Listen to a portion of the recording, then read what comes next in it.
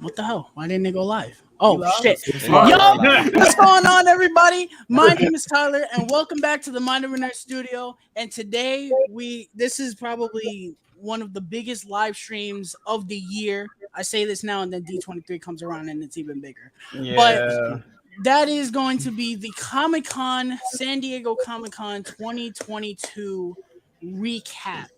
Now, I wanted to do this. I had the idea of doing this, but I didn't really think we were going to get that much. I was like, oh, we'll just talk about little itty bitty stuff here and there. No, they gave us everything. Yeah. Well, mostly one studio. Marvel. Marvel killed the entire Comic Con. They did. Most studios gave us everything. They dropped the atom bomb, bro. Like Christopher Nolan. Yeah, did, man. Yeah. But yeah, man. We are gonna sit here and discuss everything that came out. We're gonna talk about pretty much all the trailers that dropped, and then we're gonna end it sitting here, popcorning and discussing the huge Phase 5 and Phase 6 bomb that we got at the end of Comic Con. I got my guys. Most of these guys you've seen before. My guy, leader in Nerd Talk, Alex Thomas. My guy, Matthew from Basic Entertainment. My guy, AJ Reacts to, my partner in crime out here. And the Nerd Talk MVP live in the building, Mr. Jason Carr.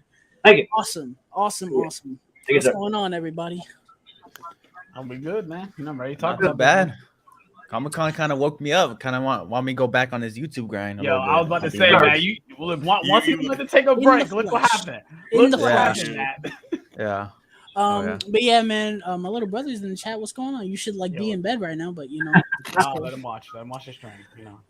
So we're not gonna waste any time because we got a lot to talk about, and I want to spend most of the time on the MCU stuff. So we're gonna start talking about the trailers. I'm gonna talk about all the trailers and then the MCU news. So first, we're gonna start with the Oppenheimer teaser trailer, and I'm glad that I waited till today because it was beneficial because we've gotten so much news about these things since Saturday or the weekend that it helps us talk about these things a little bit better. And thankfully, Universal, they released this trailer today because, as you guys know, Nope came out on Thursday. We reviewed that. Go check that out. And they attached this trailer to Nope. And, you know, those who saw the movie saw it. So for people like Alex, Matt saw Nope. So for people like Alex and then Jason and I think John, who will be here later, they got to see the trailer.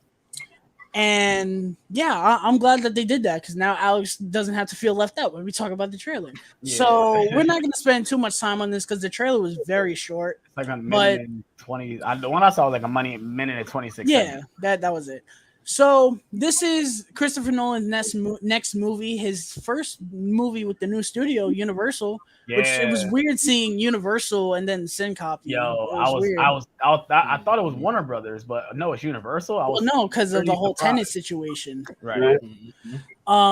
So this movie is essentially going to talk about the first atom bomb. I think that's what it's about. That's exactly what this is. This probably has the greatest cast assembled. By someone not named Tarantino. Cast, for sure. I mean, I'm not even gonna try and list everybody in this movie. I'm going to forget somebody, but the main ones in this movie are Cillian Murphy, Robert Downey Jr., Florence Pugh, Emily Blunt, and Matt Damon. I think those are the 5 that got, on the poster. And this teaser didn't really give us much. It gave us a look at what the style is going to look like. I do think this movie is going to be in black and white, which I heard that. Yep. I'm a little disappointed by that, but at the same time, I'm not. I think it's going to be like Schindler's List, where you get hints of color in certain aspects, but it's not. I think the atom bomb scene is going to be in color. Yeah, but I'm disappointed because we live in a world where every Christopher Nolan movie, the cinematography gets better and better. I mean, say what you want about Tenet. Tenet visually is beautiful. Yeah, for sure. 4K. And I recommend it. See, now we live in a 2023 age when that movie comes out, and we're gonna have to see a Christopher Nolan movie in black and white. It'll still be dope though. At least we know the 4K is gonna look amazing because I think most black and white movies, the 4Ks look good. So and it's gonna come from Warner Brothers. So it's not Warner Brothers, Universal. Universal. Oh, yeah, you're right. Yeah. Universal makes good. Universal has good 4K discs too. Mm-hmm. What's going on, Emmett? But yeah, this trailer was pretty good. You got some voiceover from Robert Downey Jr. and then you got basically Cillian Murphy was front and center because he's playing Oppenheimer. And that was pretty much it. You got these shots of like explosions, which is obviously what the movie's about. And then it just said it was very like noirish, and I really like that. Yeah. You know, Yeah. How'd you guys feel about the Oppenheimer trailer? I've yet to see it. Yeah. Yeah. It was cool. I mean, there was. I'm not sure if I'm too excited about the movie though. Yeah. I feel like this is more of a. This is a Nolan. It's a dad movie. Passionate Dunkirk. It's a dad movie, bro. Like it's gonna be Dunkirk, where it's just Nolan telling you the story that he wants to tell. Yeah. But the cast got me there, and it's Nolan, so I will be there. But I'm not sure I'm too excited. Mm-hmm. My only problem is that it's not original. Like I love Nolan's original stuff. It's his best stuff. Like it really is. Yeah. And he's telling a story that that is based off. I don't know how true that everything we're getting, but it's based off history. And like I said, I like Dunkirk, but to me that's his second weakest film next to Following. I'll take Following over Dunkirk. Nah, I don't know. Visually, I mean, I don't know, bro. Those action sequences are raw, bro. I don't know. Those action sequences are pretty raw. Following is pretty slow. I don't know. Following is the only Nolan movie other than Interstellar that I haven't seen yet. So I've only seen Tenet. You've only seen Tenet? Well, you've seen the Dark Knight trilogy. Seen the Dark Knight trilogy. Yeah. 2 out of 3. Yeah. Sorry. But you haven't. So you haven't seen. I will say, watch Insomnia. That's a good one. Of course, Inception. That's one I always watch. Inception. Prestige. I heard that's pretty good. Memento. Okay, long story short, watch all his shit. Watch all. Nolan is that dude, man. I love Nolan. His weakest movie is his first movie that he ever made. So.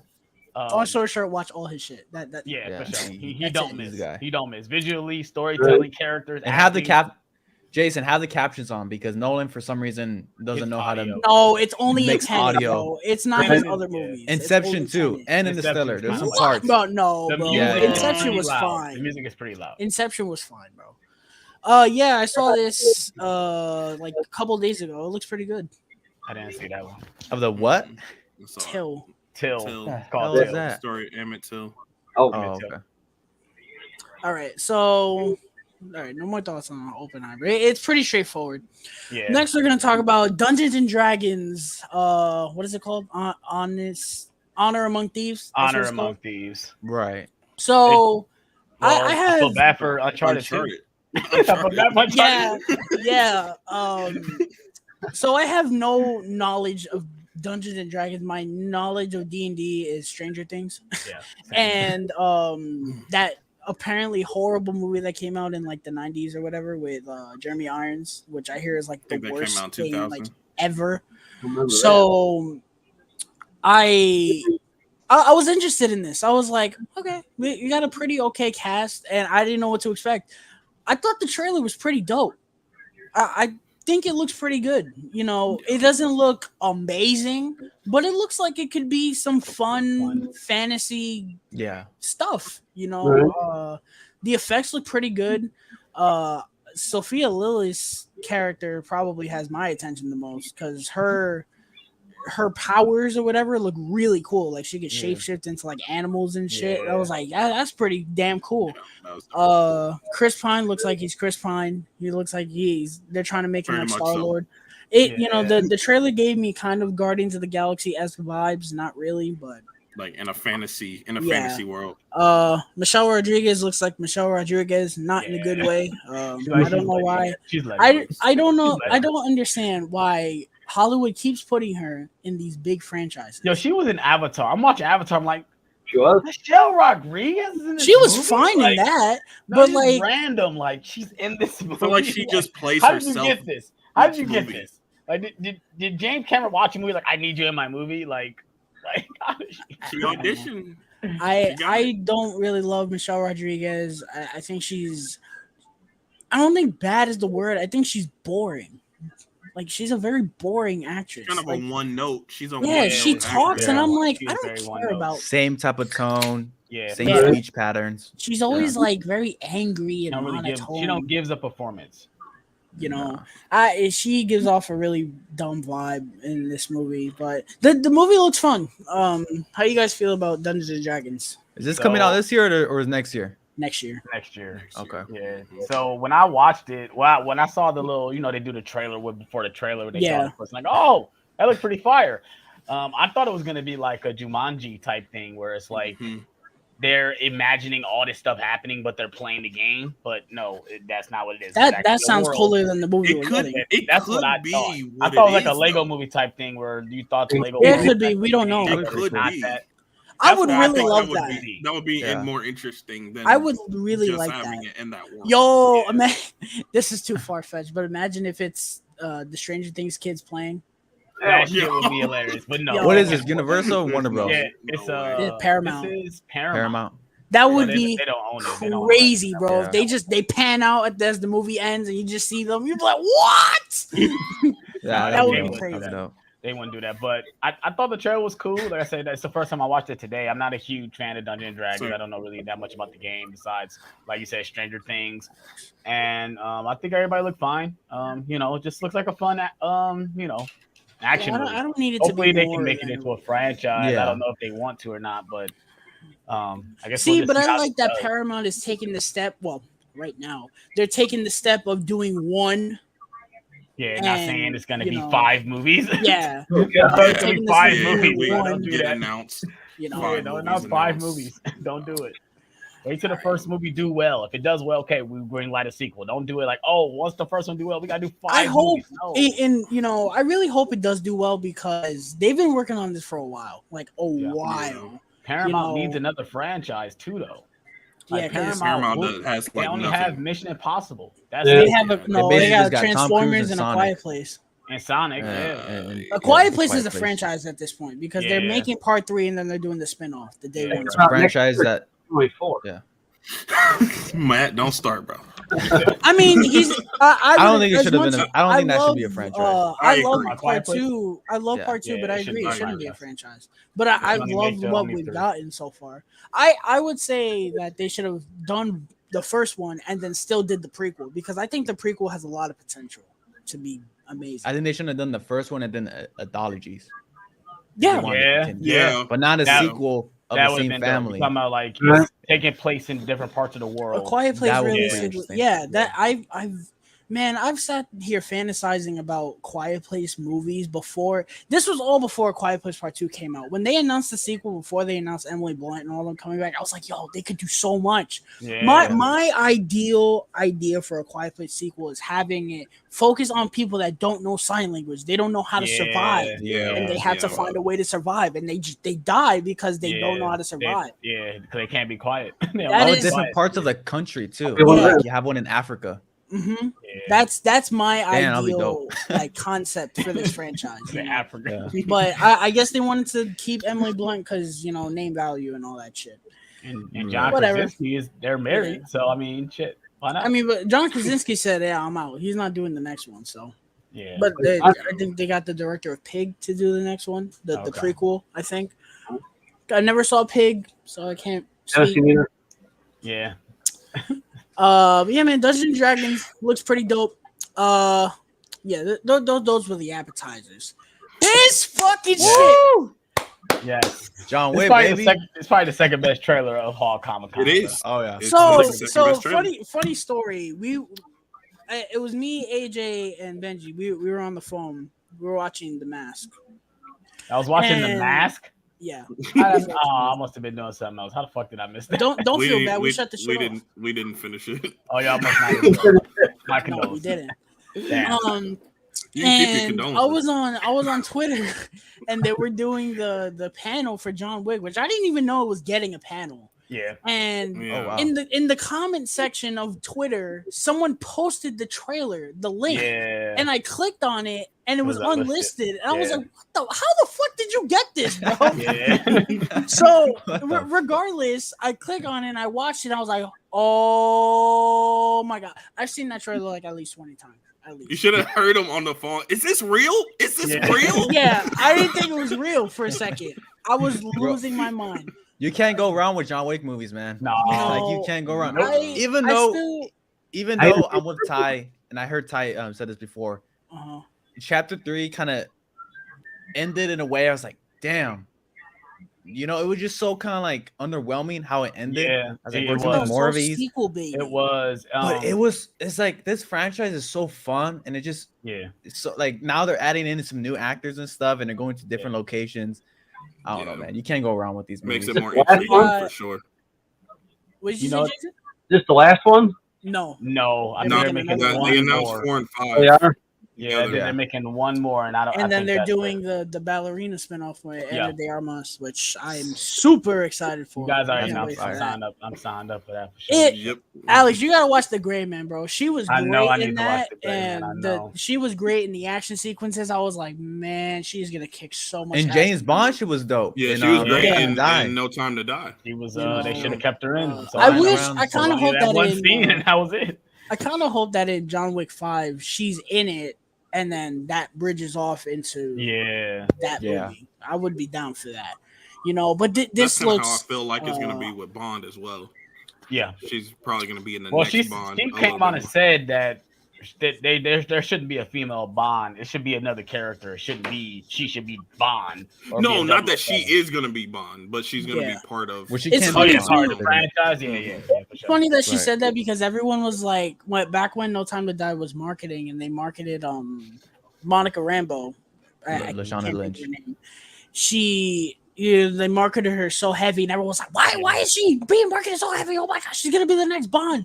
Meanwhile, in the movie, she's not even the next fucking Bond. She's just the replacement. Yeah, she's. He went rogue. I mean, Bond is Bond. The 007 number is a different thing. That's what people get confused on. The 007 is tied to Bond, but Bond is his own thing. Like he's a person.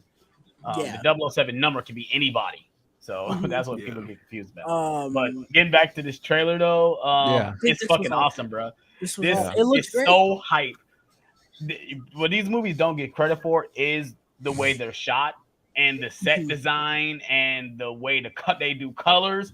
The way they do colors in this movie, oh my god, is so. 2 is my favorite because it has like that neon, and it has like the neon and the red flavor to it. I love that. Yeah. You know, 2 is my favorite. I love 1, but the villain is in. And 3 is good until the third act. For Game of Thrones. Theon, your boy Theon. But I think John Wick 3 could have been the best one. It's just it gets a little carried away with the story. So long that fight at the end. I'm like, it's not over yet. It's like, that was it drags his dope, feet. It does drag his feet at the end. You know, but it's still a good movie, and I hope that they bring it back here. We're getting Bill Skarsgård. We're getting Donnie Yen with a fucking samurai sword, like bro. So that's him. That's him. He's fighting in that one scene where he's like shooting. Yeah, he's got the shades on. Bullets. I was like, is he blind? Because I'm like, he got the glass. I'm like, is he playing the blind character in this too? I'm like, they're like that has to be an homage. Inches away. They got guns and they're shooting and they're blocking with swords. It's like it's so ridiculous, but so badass at the same time. I'm like, bring it. Man. John Wick. You know, this franchise could get carried away with the story, but it has, other than Mission Impossible, it has the best action sequences in Hollywood, probably ever. Right now. I think better than Mission Impossible, if I'm being honest. Is Halle Berry coming back for this one? I don't know. She should. I seen the dog, and I'm like, the dog is back. What do you think AJ want to take? That shot where the dude gets hit and he's shooting him in the air. Oh my god, bro! That shit. When he hit by the car, like the dude get hit by the car, he's flying in the air. John Wick is shooting him at the same time. Like that's what the first half of this trailer is intriguing, but then the second half of the trailer goes. It just explodes, bro. It goes bananas, and I kind of don't want to see another trailer. I don't. Same. I want to know a little bit about what the story is, but other than that, I'm sold in the action. We don't need to know. I don't need to know the story. Well, I don't need to know. I'm coming back to kill everybody at the high tower. That's what he wants to do. He's like, no, I got to go back and kill everybody. I just need a confirmation because the story in 3 was messy. I just want a little bit of what the story is, and then I'm sold.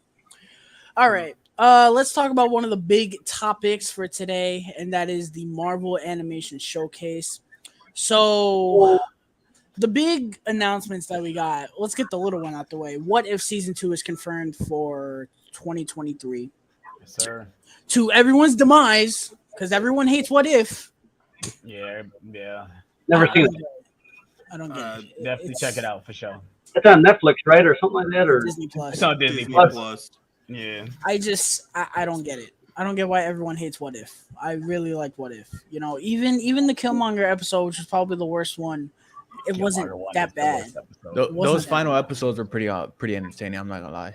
The Ultron stuff in that show is amazing. Yeah. The Ultron stuff is better than some of the other MCU projects out there. And the Doctor Strange. Like don't even get me started with that shit. Go ahead, man. You wanted to go. You sound like you wanted to go. No, the Doctor Strange one is like one of the best MCU stuff of ever. For sure. It's very dark. It's very dark. So yeah, we got that announcement. I think they hinted at some of I know one of the episodes is Captain Peggy meets the Winter Soldier. Yeah, dude, that's gonna be dope. I don't really know. It could be cool. I forgot what the other ones were.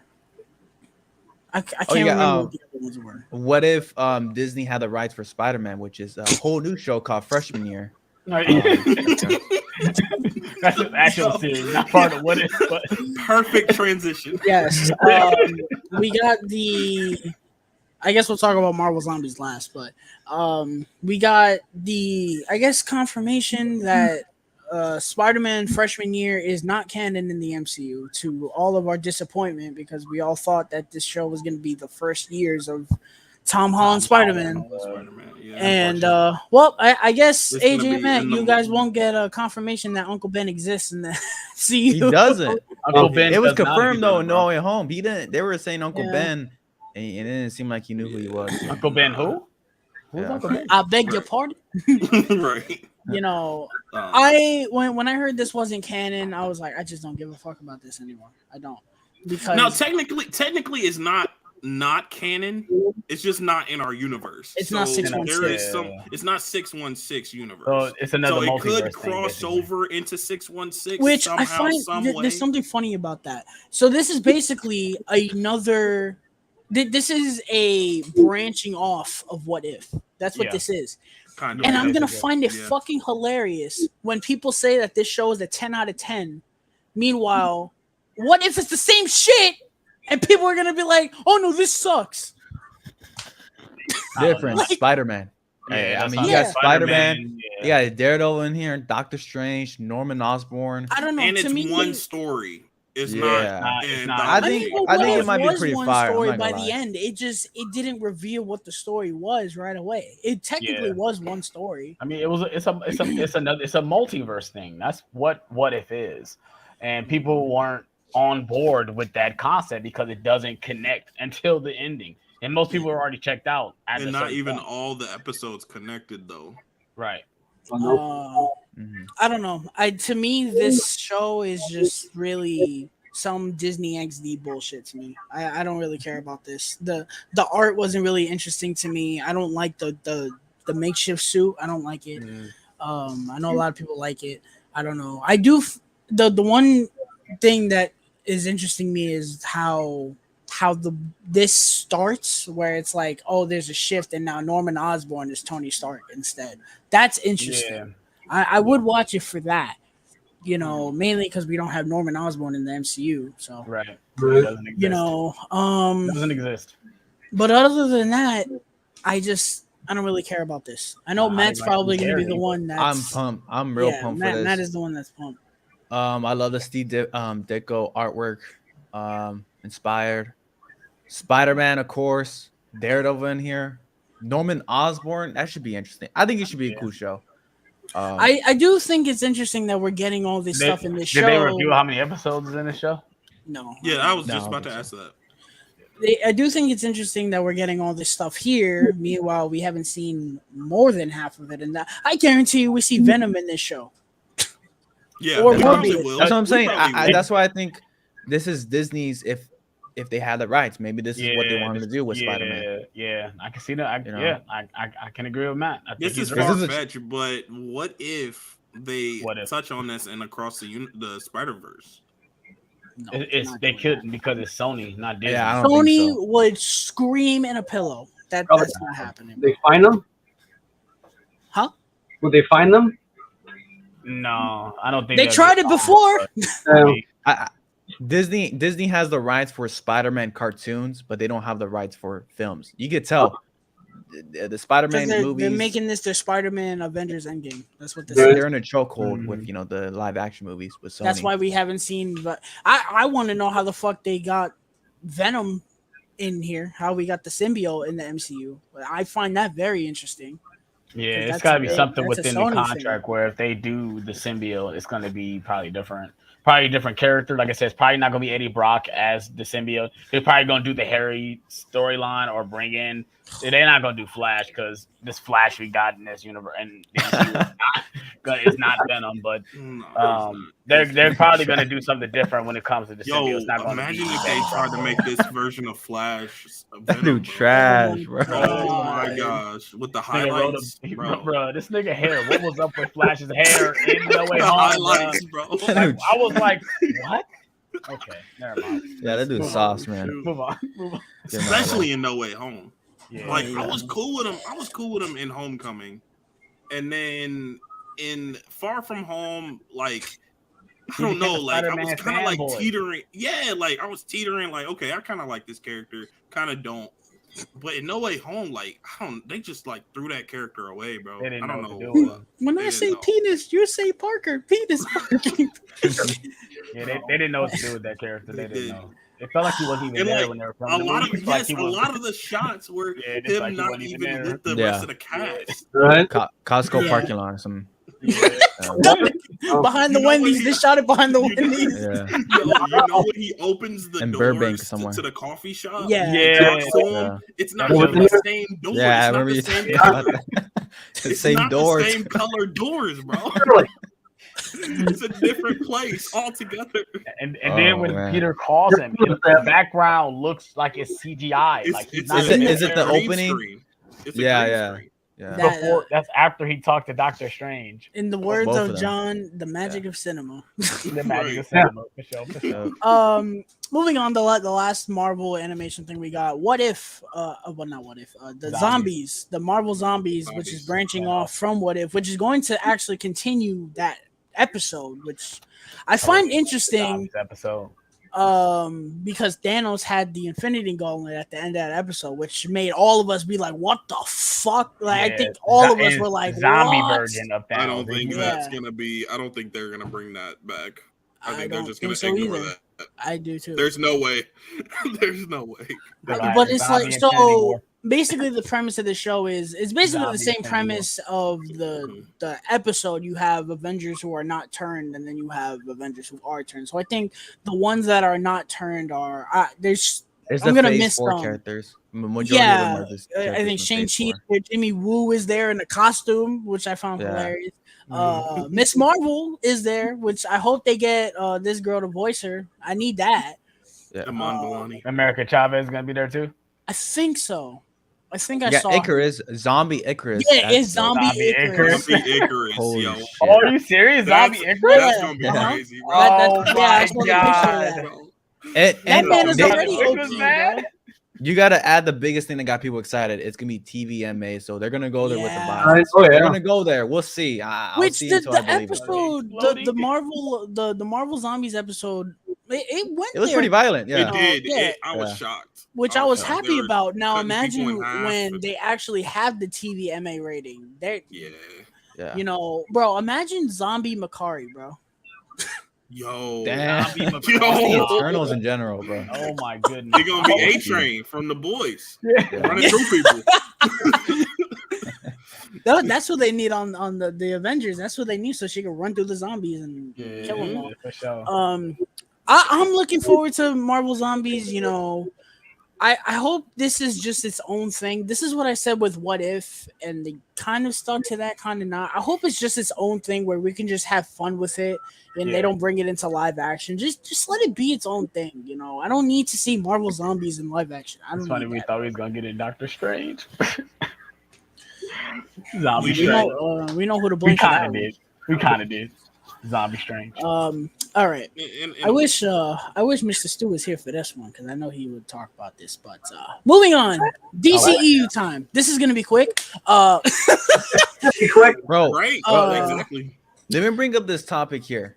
So there's a report. There's been a couple of reports that Dwayne "The Rock" Johnson got booed twice, not once, twice. Yeah, he got booed twice. He brought up if we're gonna bring up. Before the trailer, the Henry Cavill stuff. Oh. Fans are pissed, bro. They want Superman back. They want Cavill back. Everybody thought Cavill was going to. They're not booing him. They're booing his response because they're booing. I mean, they're not booing him, but he was on stage. But I think the majority of it is just DC. They're pissed. Yeah, it depends on who's. He said it depends on who's playing him. I'm not surprised, you know, when Zachary Levi is like, I don't know. When they were like, oh yeah, are you gonna fight Shazam, Black Adam, or are you gonna team up with Superman? He's like, I don't know, because he doesn't know, because nobody knows what the fuck is going on with this universe. Like that, like I get it where a company does not want to reveal movies because it seems like they don't have movies to reveal. But at least when you have two movies that coincide with each other, go ahead and have Zachary Levi and The Rock, I don't know, face to face John Cena. Once in a lifetime match WWE promo just to get people excited to say, you know, this is gonna happen. And I do feel or not even this guy. Maybe it can happen. Like you guys don't have to tell us up front that they are gonna fight. Yeah. But I think they should just announce like we will be fighting in the future just to get the crowd excited. Yeah. I think there was a reason. Yeah, the fan base ain't gonna like that. The fan base ain't gonna like that. Like I said, you can tease something, but confirming that something's gonna happen. We care about your word. They want the curve confirmation. Yeah, we want really confirmation. We don't want to just hear, oh yeah, we're gonna fight. No, and they know that. We want to actually hear. We want to see a title. We want to see. And right now, DC is in shambles right now, so they're really stepping on eggshells. Yeah. They are. It's in fucking crumbs, bro. Right. So they're walking on eggshells on what they're saying, what they're not saying, what they're showing, what they're not showing, and stuff like that. Universe, I think that they released. I think they released these movies in the same year on purpose. I do think. I don't think Black Adam is going to show up in Shazam, but I do think there is a reason that they. This is the reason they're gonna do something in these movies, or they just pushed back Shazam because it was already done, and they were like, all right, or pushed ahead Shazam because it was already done. Right. So they were like, all right, well, we won't leave them with just Black Adam, so we'll give them Shazam because it's already done. You know, I don't know, but let's talk about this trailer. We've been talking about everything but the trailer, maybe because it was underwhelming. It wasn't really a trailer per se. Which I don't understand. They're doing the same fucking thing that they did with Shazam. This is the same marketing they did with Shazam. What is Warner Brothers doing, bro? I don't get it. They released the first trailer, and not everybody was really excited. The first trailer. Well, remember they released the scene. They released this clip from Black Adam. That clip is the best thing we've seen from this movie. They released that, and then they released a trailer as well. And the first trailer, not everyone was on board, but I think most people were like, "Okay, let's see where this goes." Not on board. And then the second trailer really didn't do anything. No, like. Even for me, I was on board, I was like, "Yo, this could be really cool." The second trailer, I was like, "Okay, it was cool." We complain a lot about in IMAX, and I was pumped. Yeah, I like this. I liked it in theaters, but first time watching, I didn't feel anything. We complain a lot about trailers and how it shows too much, but right here we're complaining because they're not showing anything at all. Like I feel like does this movie even have anything? It's just pure action. See, but the difference is you can give people enough to where we don't want to know the whole. Look at Endgame. Endgame, they didn't really show anything in the trailers, but we were still like, "Yo, this is gonna be fucking crazy." That's a different scenario. That's different though. But you have other. Look at Black Panther. Black Panther, we don't really know about anything either, but we watched that trailer and we were like, "Yo, this is gonna be crazy." This is Black Adam's first. Because this is Black Adam. We never see him before in live action. Yeah, I think that's part of the problem. Also, too, you kind of expect a lot from like a Dwayne the Rock Johnson movie with Dr. Fate, Atom Smasher. We haven't even seen Atom Smasher in action yet. Like, we haven't even seen him speak. Yeah, so I don't know, man. These trailers been like getting shine are Pierce Brosnan, obviously, Dwayne Johnson, obviously, and then Hawkman. We still haven't had an official trailer of the Black Adam. If we're keeping it at 1,000. We just been getting sneak peeks, and it sucks because I want to like this movie. I've been pulling for this movie, but it's like I don't have anything. I don't have anything to base it off of. Yeah, this movie feel like it was supposed to come out in 2014, and that's how that trailer felt when I watched. I felt like I've seen most of this stuff before. We've seen people catch rockets, and we've seen people destroy jets and stuff. The one thing that I will say I appreciate is that this movie, I say this now, and then these fucking people go and do it. The one thing I appreciate is that from the looks of it, it looks like he's gonna be the villain the whole time. Because we're getting scenes of him fight. Yeah, we're getting scenes of him fighting the Justice League of Society or Justice Society. And that looks pretty cool. I'm hearing that everyone is like, that's the one scene that's going to be like the craziest scene in the movies when he throws down with all of them. I hope. It feels like the only part of the movie, though. Like what they're actually doing. It's like one sequence and that's it. This movie's supposed to be an origin story. I don't know. And, I don't. That flashback was pretty dope. I don't see where it's going. I don't see what is the end result of this movie going to be? Is he just going to be a villain in this world? No, he's not going to be a villain. They can't keep The Rock a villain. That's why they're going to try to make him an anti-hero in this film. It's going to be like Venom. Yeah, they're going to try, and I don't think it's going to work. No, I don't think so.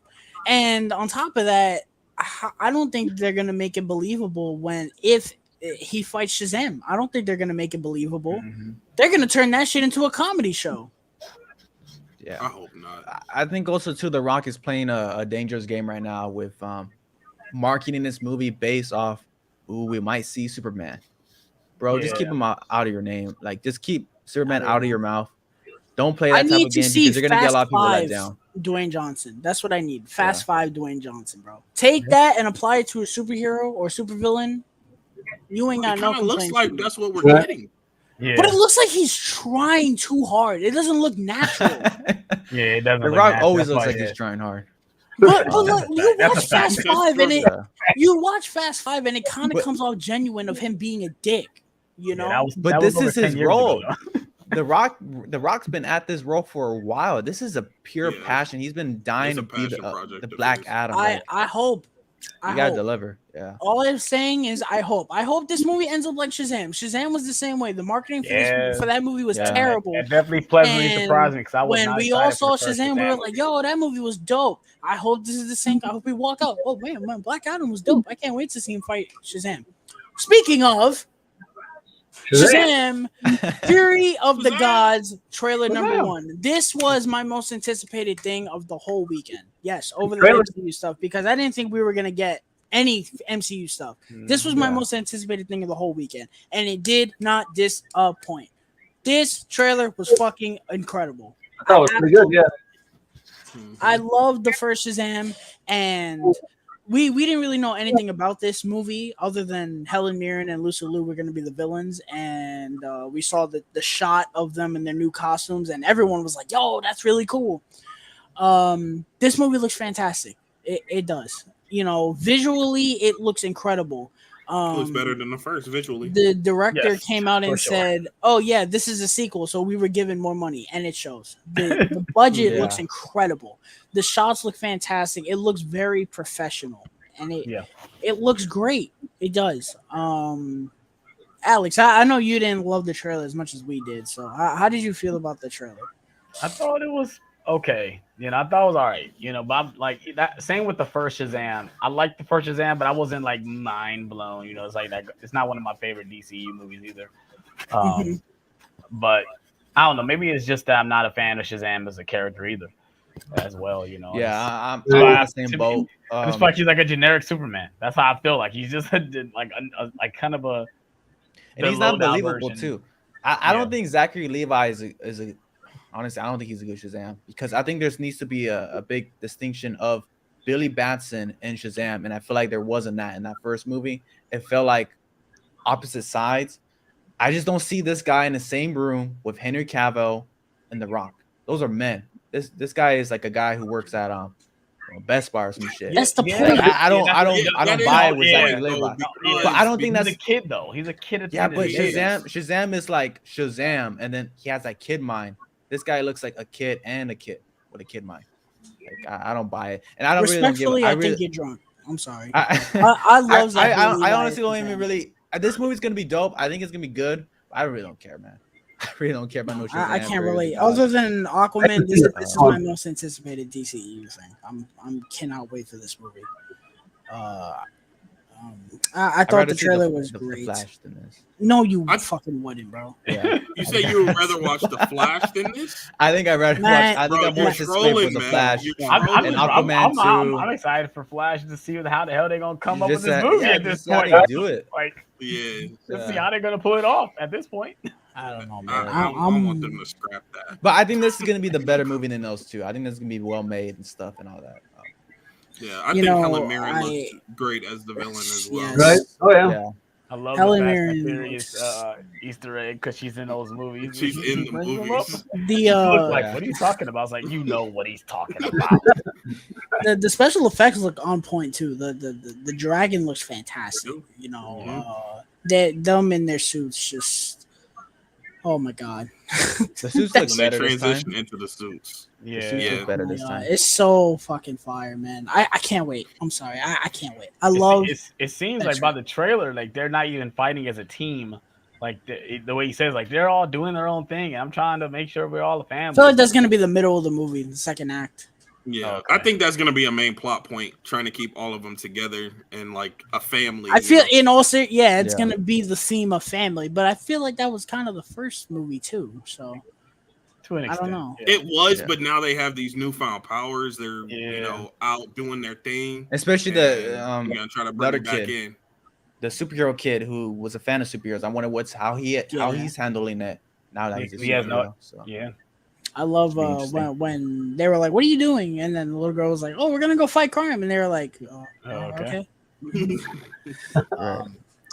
Yeah, man. Shazam looks fucking awesome. Good. Looks good. It looks great. It looks so much fun, which at this point is all I can ask for from DC. And that's all the DCU news we got. Let's talk about this. Why didn't they give us anything? I don't. No Flash information. Which no I'm Aquaman okay. information. Can't talk about Flash. What? No, I want it. Well, Aquaman is not done, so I'm okay with that. Oh no, Blue Beetle They just should have finished. us something. Blue Beetle no just Blue finished Beetle filming. information. Yeah. I wish they would have given us a Oh, yeah. picture of what he looks like in the suit in might be the saving movie. They might be saving stuff for Batgirl, Fandom, I though. think Batgirl is done too. I could be wrong about that. But they could have given us some plot details about both movies because these are the movies that people have their most attention on. If I'm being honest, Batgirl, GCPD. well, not really Batgirl, but fucking Blue Beetle. Everyone is excited for Blue Beetle. Blue Beetle has the potential to be the Into the Spider-Verse of the DCEU. But when is Fandom though? Is that coming up? I don't think that's happening this year. Yeah, I don't think it's happening. It's gonna happen because that they've the DC fan base has turned up for both years. I think it's gonna happen. They might not have as much to give us, but I think they're gonna be talking about those things, especially Aquaman, Batgirl, which is probably isn't that coming out soon? That's coming out the beginning of next year. Fandom has yet to be announced for this year. And they listen. I know they don't want to talk about it, but they need to talk about the Flash because Batgirl is going to be affected by that movie. They need to talk about the Flash. They have to. They have to address what's happening with it. We need a trailer or something because we don't know what is happening with this movie. We don't know what's happening with DC. Right. Yeah. At this point, all we care about is Batman. Which true. Shit, at least they could have given me that. They could have had Matt Reeves go on the stage and be like, "Hey, this is what I want." Have him reveal his own slate. Yeah, be the Kevin Feige of the DCE and be like, "Here's what I want to do with my DC universe." They need a fight. If they want to run a DC universe, they need a Feige. But I feel like they should just drop this whole universe act, and just make solo movies that don't connect, and just make movies. At this point, I just want Batman shit. I don't give a shit about nothing else. Blue Beetle, I'm looking forward to. Batman can have his own universe within itself. For sure. Just give me Aquaman stuff with James Wan. Give that to me because he's great with that. The Shazam stuff, I'll keep that. The Suicide Squad stuff with James Gunn, I will keep that. Peacemaker, I'll keep it. Everything with them trying to make a universe, get out, bro. I'll cut that out. Wasting my time. Let's hit the comments. Luke, what's going on, man? How's it going, Luke? Kylo, what's going on, brother? What's going on? I feel like it was a blessing that John was not here for that because his head would have exploded if he was talking about that. So let's talk about. No, he's not here yet. Okay. So let's talk about the second She-Hulk trailer with improved CGI. In all seriousness, the CGI looks better, right? But it doesn't look that great. There's some shots where it looks really good. Bro, why is it so hard to make her look good, bro? Like, why is it so hard for Marvel to make anything look good at this point? It's like kind of blowing me a little bit. Like, I watched the trailer again. But specifically this though, because like the Hulk looks good. Yeah. Like, what's the problem? Yeah. I don't know. I mean, it does help that he has a lot more, like, especially with his facial features. Like, I guess they probably could do more with him because they can add the hair and the facial hair, stuff like that. Why can't they do similar things with her? Yeah, I don't know. Better? Like, because anything is like look like we're playing a PS3. Yeah, yeah. It's not Matrix Reloaded. Don't worry about it. No, it's not Matrix Reloaded, but it's that one. I really got away with John not being here. He would have fucking what? But yeah, like it's kind of a shame. Like CGI. Well, we've been hearing about these things about the workers, the VFX workers, and they're not being satisfied. They're not being satisfied. They're pushing to get this stuff out with very little time. Changes because we have 5,000 projects in 1 year. Yep. So that don't help either. Nope, definitely doesn't. So.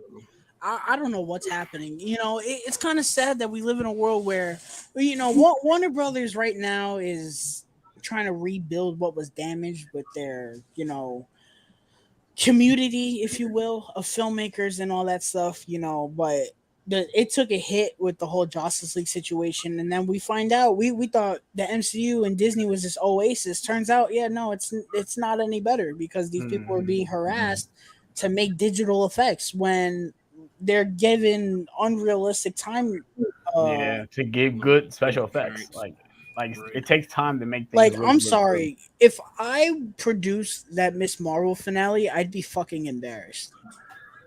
That Miss Marvel finale was awful. CGI wise, the finale itself was fine, but CGI wise, it was fucking awful. It looked like a video game, legitimately. Yeah, it was some of the worst CGI I've seen in a while.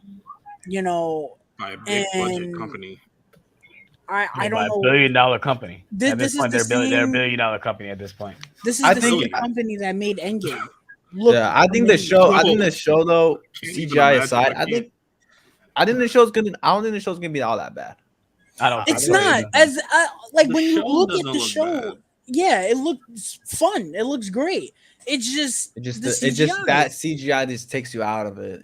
What do you guys think about the fourth wall? Well, she's gonna be talking to the. Oh yeah, that's cool because it's in the comics. This is a taste for Deadpool.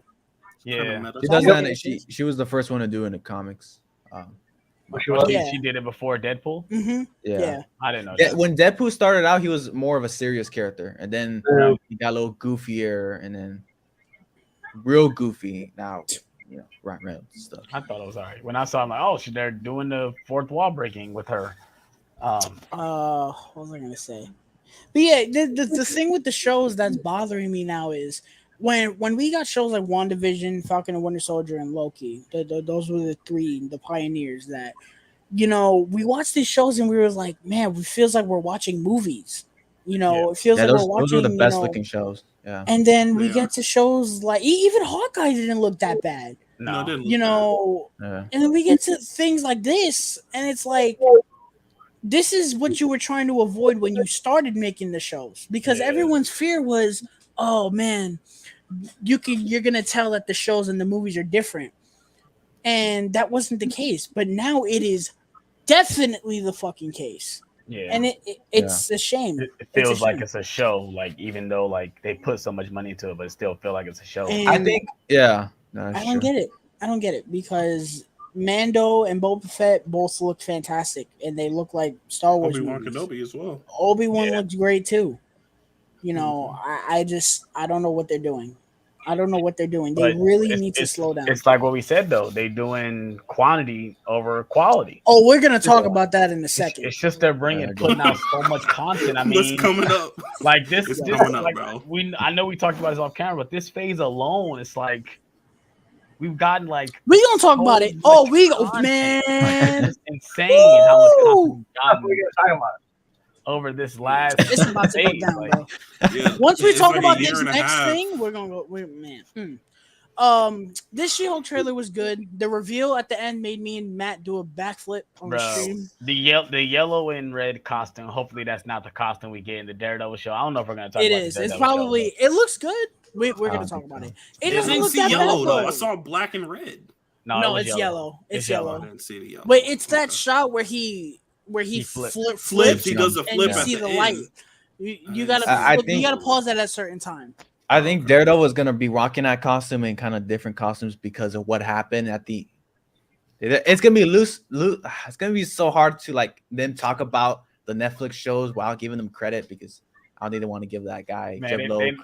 They're not talking. I told you they're not talking about the Netflix shows. They're not gonna talk about it. But this is the MCU's version of their technical version, because I tell everybody Netflix stuff was connected, but that was not under Kevin Feige. That was a different person that ran all the shows. They were different. They actually battled each other where they're like, okay, I don't want to deal with none of your shit. That's why some of the stuff don't even feel connected anymore. That dude took Inhumans away from Feige. Remember, Inhumans was supposed to come out in 2018. Yep. And he made that into garbage. And Feige doesn't look like he cares about the Inhumans at all. But I think he's I think if I'm giving it out in theory, why he's rocking this red and yellow suit is because of what happened at the end of season 3 with Bullseye wearing that Daredevil suit. So he's trying to change his image. Then he'll probably go back to the red suit. But majority of this, MCU, they gotta sell some toys and stuff, and they gotta change it up because they don't want to connect to the Netflix. That's why they're just look trying like to change it's it gonna up. be any different. Right.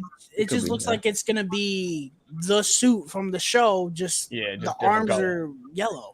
Yeah. Arms and legs, whatever. Yeah. The parts of it are gonna be yellow, and then parts of it are gonna they know that's one of the best things coming out of that show because costume is fucking awesome in the show. I mean, Daredevil's costume is awesome. It really is. You can't. I hated it when he lost it in season 3. I hated it. I said, God damn, what the fuck? He's got to wear his black suit this entire time. Like, I don't like that. Yeah, She-Hulk looks cool. We're getting Abomination back. How do we feel about Wong?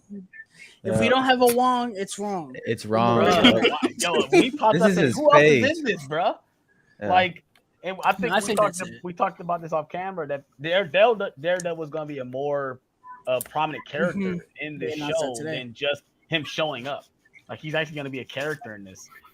I feel like there are going to be more cameos in this show. I think there's going to be a lot of obscure because of the characters. show's subject matter. I really hope that this show Frogman. Frogman. But I really hope that this show is good on its own and not just cameos. All right.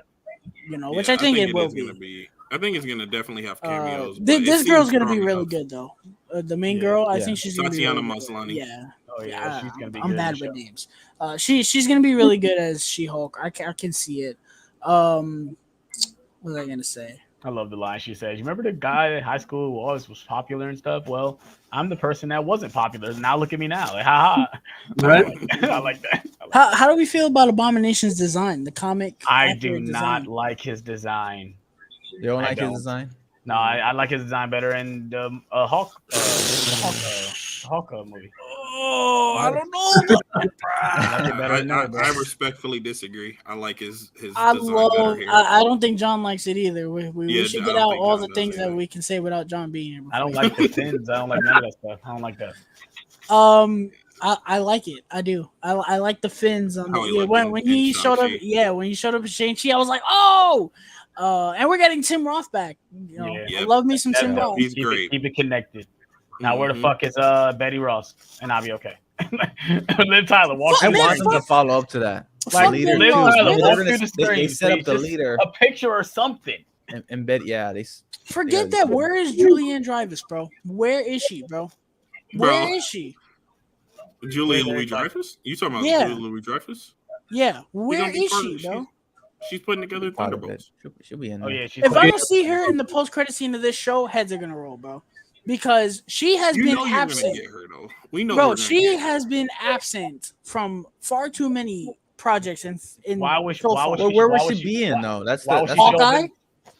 She was in Hawkeye. No, she wasn't in Hawkeye. No, she wasn't. She wasn't. But she sat up Yelena to be in Hawkeye, but she shouldn't. Where would she fit into being Hawkeye? Right. She could have been at the end, and she would know who would she recruit?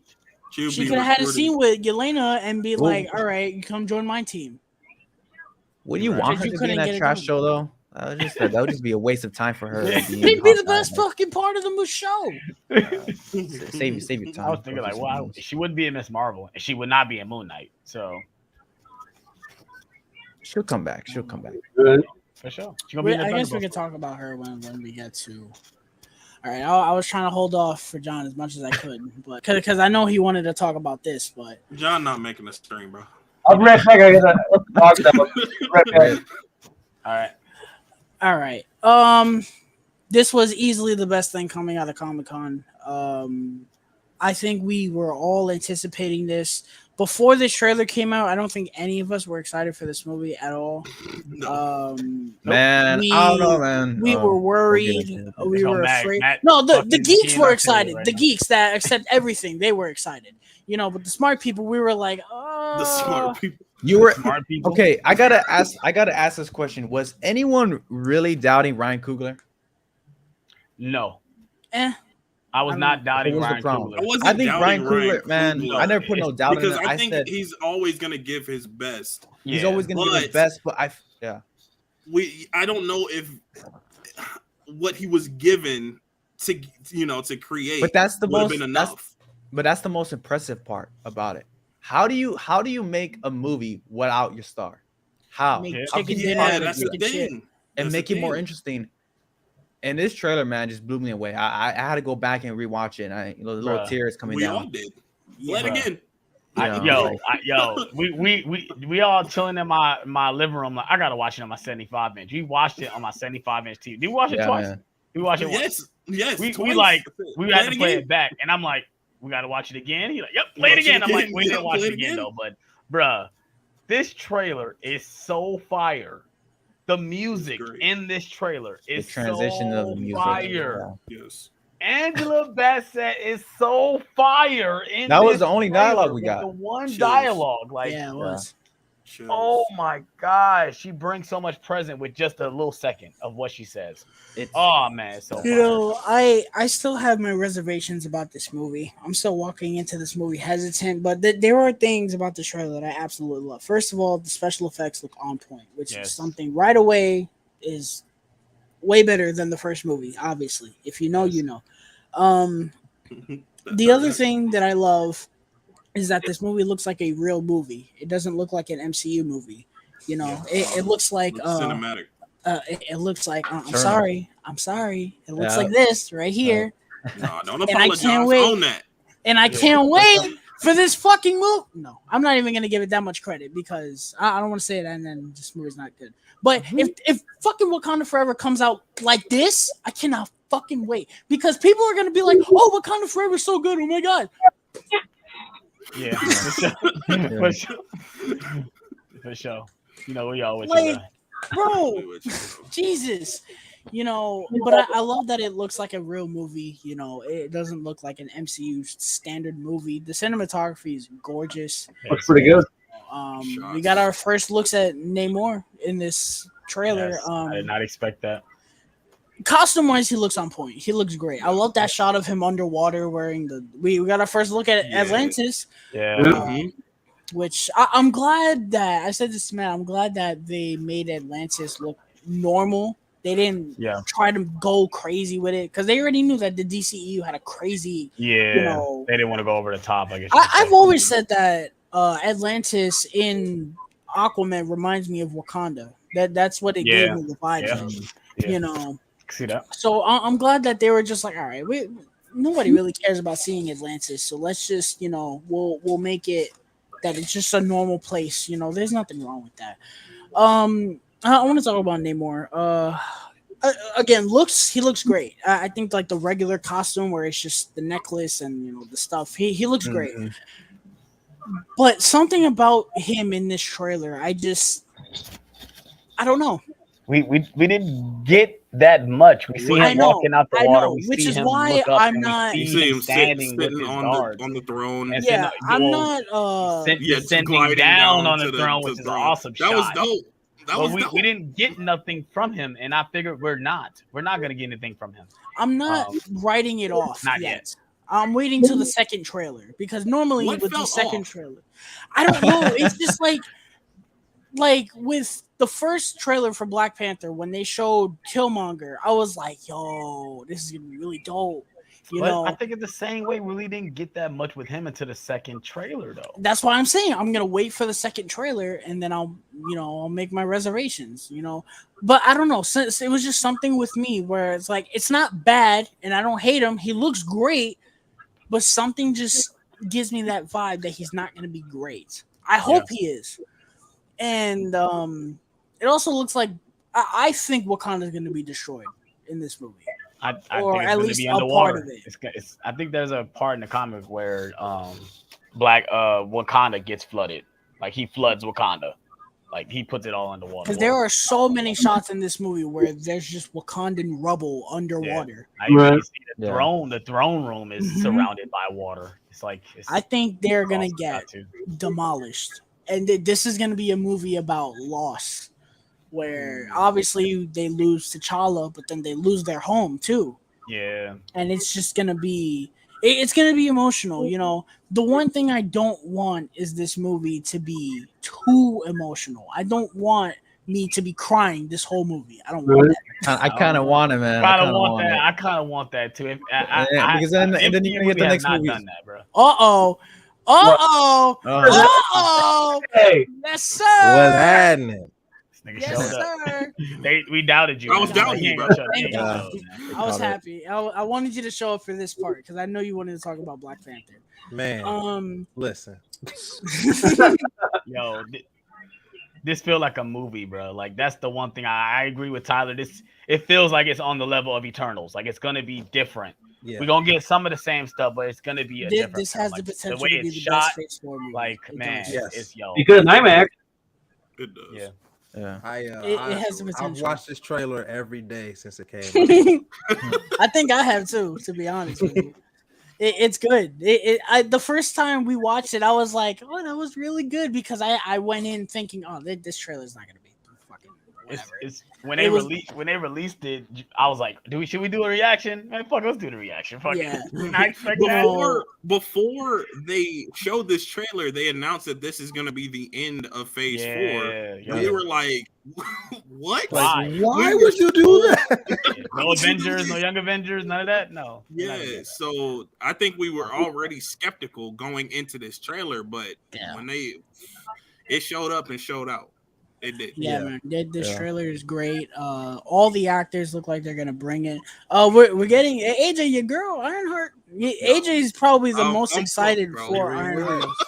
I'm excited for Ironheart. I just, I need to see more of her. I really did not catch. Go ahead. I really did not catch that was her when she smashed the heart in the hole. I was like, I was cool. Sucked in the trailer that I didn't realize that was her. I was watching the trailer. See a shot where they give each other dap first. Yeah, they dap up. I didn't catch it. The second time I watched it and I saw the heart come out, I was like, oh, that's Ironheart. That's cool. because I saw the logo for her show, and I was like, oh, okay. I'm disappointed in you. I think this movie's gonna be real, man. I think you're never gonna see a movie like this ever, because how do you make a movie? Like I said, how do you make a movie without your star, a friend to a lot of these people, a role model? You know, like how do you do it? And it's gonna be real dialogue, real passion, real crying. I think top 10 MCU coming up, man. I think so, man. I'm really just. What's going on, Mrs. Stu? I think many people did. I didn't, but you obviously didn't watch my trailer. I didn't cry, but I welled up. You obviously did not watch our trailer reaction because I was hyped. We was just hyped. We were hyped because that end, like the last 30 seconds of the trailer, hyped. Yeah, it's awesome. You hyped. I love the final shot of the trailer. I felt all the emotions at once. Yeah, for sure. Yeah, I think that worst case scenario, let's say the movie sucks. I think they're gonna at least they're gonna at least do right by Chadwick Boseman at the very least. What's going on? You know, I don't think this movie's gonna suck. I don't think it's gonna suck. I think it's gonna be top 10. I think it's gonna. If it's not as good as we want it to be, I think it's gonna be a solid 4, and it's gonna suffer from not having Chadwick and not doing certain things right. But I don't think this movie's gonna suck. I don't think it's gonna be bad. You know, I can't say always gonna give it his all though, because this movie on a technical level already is fantastic. It looks 3 fantastic. for 3. Yeah. Also, this is the last thing. Riri's suit looks awful in the concept art. Concept art it's just merchandise. It looks goofy. It looks goofy. Looks like junk. We need to see it. Which I think we need to see it in motion. I think seeing it in motion would be different. Yeah. Like we seeing it from an image, it's gonna look like, even if you guys seen like the off-brand like Iron Man stuff and stuff like that, it doesn't look great on images, but but seeing it in person okay, you look at the Mark 1 Iron Man suit. It's junk, but it's good junk. It looks cool. There's no reason why that should have worked on screen, and the Mark 1 works. I hope that this is the case with Riri's Mark 1 armor. Yeah, it looks like it's not gonna fit. It looks like it's not gonna fit in the movie because it looks really goofy compared to all the really cool Wakanda stuff that we're gonna get in this movie. I hope she gets like another suit, you know. But do you really see her fighting in that suit side by side with Shuri in the Black Panther suit? No. It's gonna look really goofy. Like that type of movie. It looks like completely different technology. Right. And it looks like the mech suit from Aliens that the Ripley uses. Yeah. Get away from her, you bitch! All right, get away from her, you bitch! Leave the term and stay with you, bitch. For those of you still here, grab a cold beverage because this is the behemoth. We're gonna be here for a while. Bruh. I don't think anybody was expecting this. We weren't at all. I told Matt, I was like, maybe they might give us something. I wasn't expecting this. So especially Phase 6. We'll talk about So we'll talk about this news is that Phase 4 is done. The last 2 projects we're getting are She-Hulk and Wakanda Forever. Sayonara, this phase was a disaster in terms of its structure. The movies themselves, the movies themselves were really good. Honestly, they were really good. The only movie that wasn't great was Black Widow. Other than that, it was really good. I just think take off the Disney Plus shows and it's a better phase. And Black Widow. Yeah, take that out. It's a good phase. Disney Plus hinders this phase. Some of the Disney Plus shows. Even then, it still doesn't feel like it has structure. No, even that's without the shows, it's no structure. It's a lot of things going on. It's like the puzzle's laid out and they're not connecting to this phase was literally they took all the pieces and they took Lilo from Lilo and Stitch and she shook the jar and then they spread it out. She spread it out across the timeline. They're like, that's how we'll do it. It's like I know we've often said we've seen it online that Phase 4 it feels like the DLC of the MCU, and I think in retrospect, now that we're at the end of the phase and we know what is going to be the end of the phase, I think that was on purpose because this was the appetizer. Not even that. I think this was okay. If the Infinity Saga was the main course, and let's say Far From Home was the dessert, right? This is the little mint that they give you after your meal. The big mint. Yeah. So listen. Not the mint though. This is like they said the theme, phase 1. They said the theme of phase 4 was consequences, and knowing that, I can see that. Do I necessarily like it? Not really, but I see what they were doing with this phase. My personal preference would be to have a little bit more structure, setting up the rest of the saga. But I understand why they did what they did, especially with the Disney Plus shows. That's why the phase feels like it's moving so fast because of the Disney Plus shows. It's not even that though. It's like I'm trying to figure out where does all these take place in the timeline. I'm sitting there watching it. So they put it in the right order, right? Because certain scenarios is like, okay, No Way Home takes place obviously a certain amount of time. It ends in Christmas. So like that happens before certain things. Then you got Doctor Strange feels like that takes place after the events of No Way Home, but it's not snowing. It's not snowing in No Way Home. So is that happening after No Way Home, after he does the spell? Like, because that's the only thing I'm confused when it comes to certain events. Like, so I don't know where No Way Home takes place. Where does that take place? No one is talking about the events for Eternals. I'm gonna tell you right now. That's my problem with these shows. They don't feel like so. Loki takes place after Endgame. Then What If is after Loki, obviously. Then we get WandaVision, Falcon and Winter Soldier, Shang-Chi, Eternals.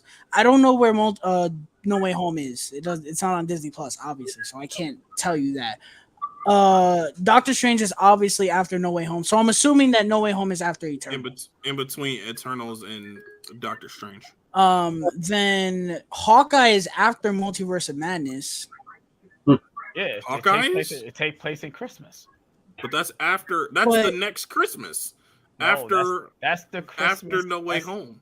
Right? No, that's the same. But Multiverse of Madness doesn't take place during Christmas. That doesn't really make sense. Multiverse of Madness is after No Way Home. Yeah. No, that's what I'm saying. So you know how No Way Home ends, right? Yes, but it doesn't end. They do a time jump where it's snowing. It's Christmas time. Yeah. But it doesn't when he does the snap. It's not Christmas. Because we see it in the movie. He says, "Why have you took down the Halloween decorations?" So it's not. It's still fall. It's still like November. It's like November. It's not Christmas. But in Doctor Strange, it looks fall outside. It doesn't look like Christmas. It doesn't look spring, right? So I figured it take place after he gets the spell. Yeah. So those movies take place within like the same 2 months of each other. Yeah. Right. So November, December. Moon Knight is after Hawkeye, and then Miss Marvel is after Moon Knight. Right. So the MCU, ladies and gentlemen. Yeah, where's Thor? Yes. Where's Thor? Thor I don't know. Well, it's not on Disney Plus. Right. So, I would assume it's after. I don't feel any of that because if Eternals is before all these events, why is no one talking about a fucking celestial popping out of the planet? Like, why is no one talking about? It should be on the news. Like they should be on the news. We got a fucking celestial popping out of the planet. Why was no one talking about the stars moving when Moon Knight did the shit? Well, that's after all the events we already saw. Everyone in the MCU that is not a superhero is a dumb idiot with drool hanging out of their mouth. Phase 4 was a very clunky phase. For sure. And again, maybe overall, when we watch these other movies, maybe we'll feel different. Right. After the Infinity Saga, it was like, I think I don't want this meal. I want to move on to another meal at this point. them saying that this phase is over, it screams to me they didn't know what to do. That's what it screamed to me. You know, you could tell me, I don't know, but to me, this just screams, we didn't know what to do. It was a matter of we didn't want to take a break which they should have done. So they were like, yeah, let's just give them shit to chew on for right now until we make this. Agree with that. And I don't like that because you're treating me like an idiot. That's that mint. When they don't realize, like, Feige's a madman, realistically. I don't get why he couldn't just be patient. Feige was the kid at Christmas that didn't. Feige was the fan base ain't patient, and he loves money. Yeah, it's the fan base. It's the fan base. If it ended with Far From Home, and we took a break after that, well, it couldn't because the way Far From Home ends, it ends in a cliffhanger. You could have taken a break with that. Fuck it. It ends in a cliffhanger. Nah, I know. It ends, a break with that. I mean, we kind of had a break with the pandemic. We had a break. We had a break. Yeah, we had a year and a half with no movies. So I mean, but then we got everything. A crazy amount. We got everything. Yeah. The way his face comes off is like Feige was the kid at Christmas that couldn't wait to open his present and just opened it, and he got what he wanted. It's just again, the one thing I can say is this phase gave us great characters. We got Falcon as Captain America, great. Shang-Chi, Miss Marvel, the Eternals. Spider-Man. Spider-Man is basically resurrected in the sense that he's a whole different character now. Basically, Kate Bishop. She's annoying. I'm interested to see how she's gonna interact with the rest of the crew. Facts. We got Monica. Marvel. I mean, not Monica. Monica. Yeah, Monica. It's just. I don't know. It just felt like I was wasting my time with all these movies in the sense that I watched them and I really enjoyed them, but I was like, okay, what's next? In the sense that we know what's next now we know what's next, which I do feel a little bit better, now. I told you that it was gonna be revealed soon where they were going. I told y'all that. Y'all didn't believe me.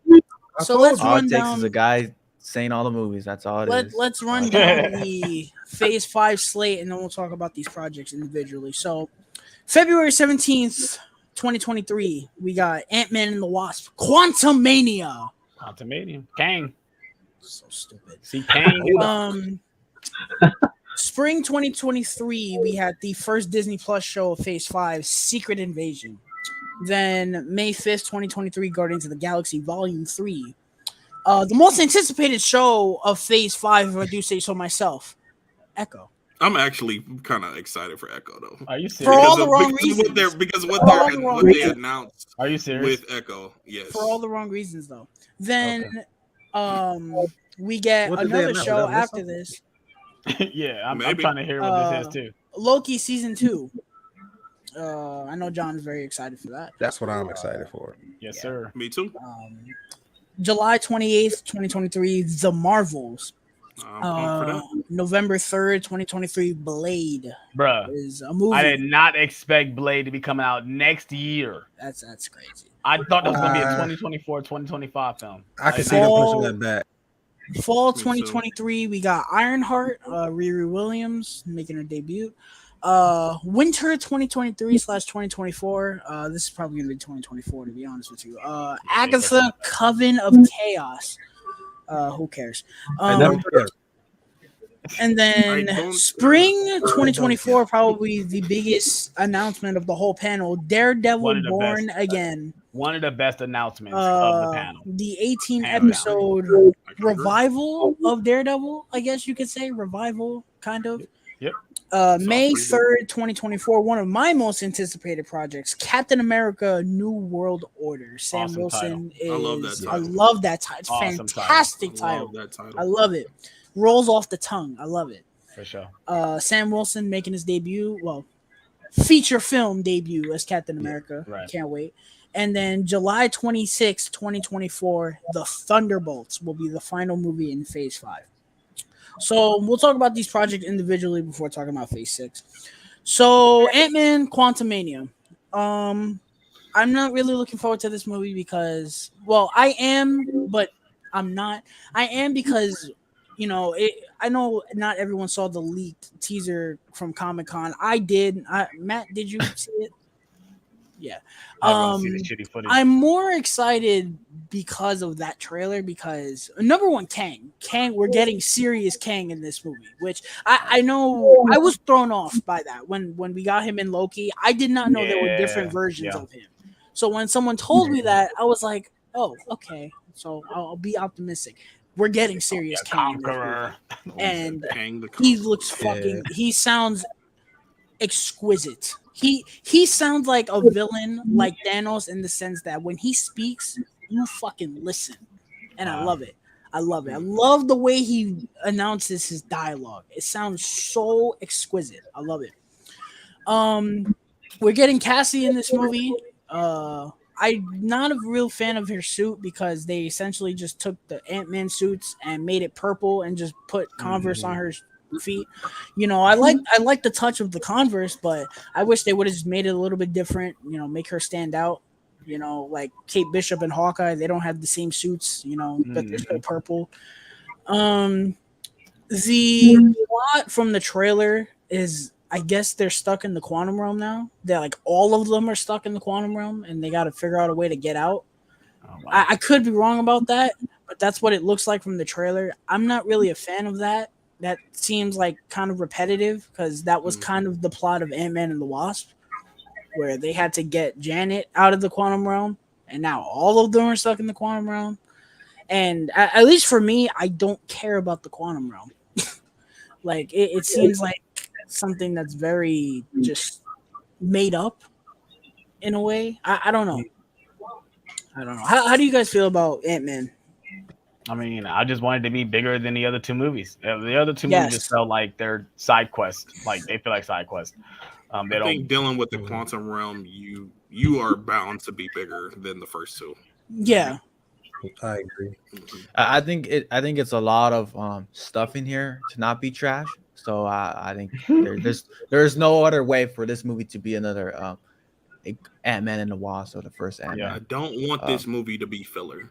Right. I don't think it will when you have Kang the Conqueror in this. If this It movie can't is be. fucking trash. yo, that'd be trash. That would be trash. Horrible. Yeah, that would be a disgrace. The only reason why the first movie wasn't filler was because it was an origin story. And it was fresh.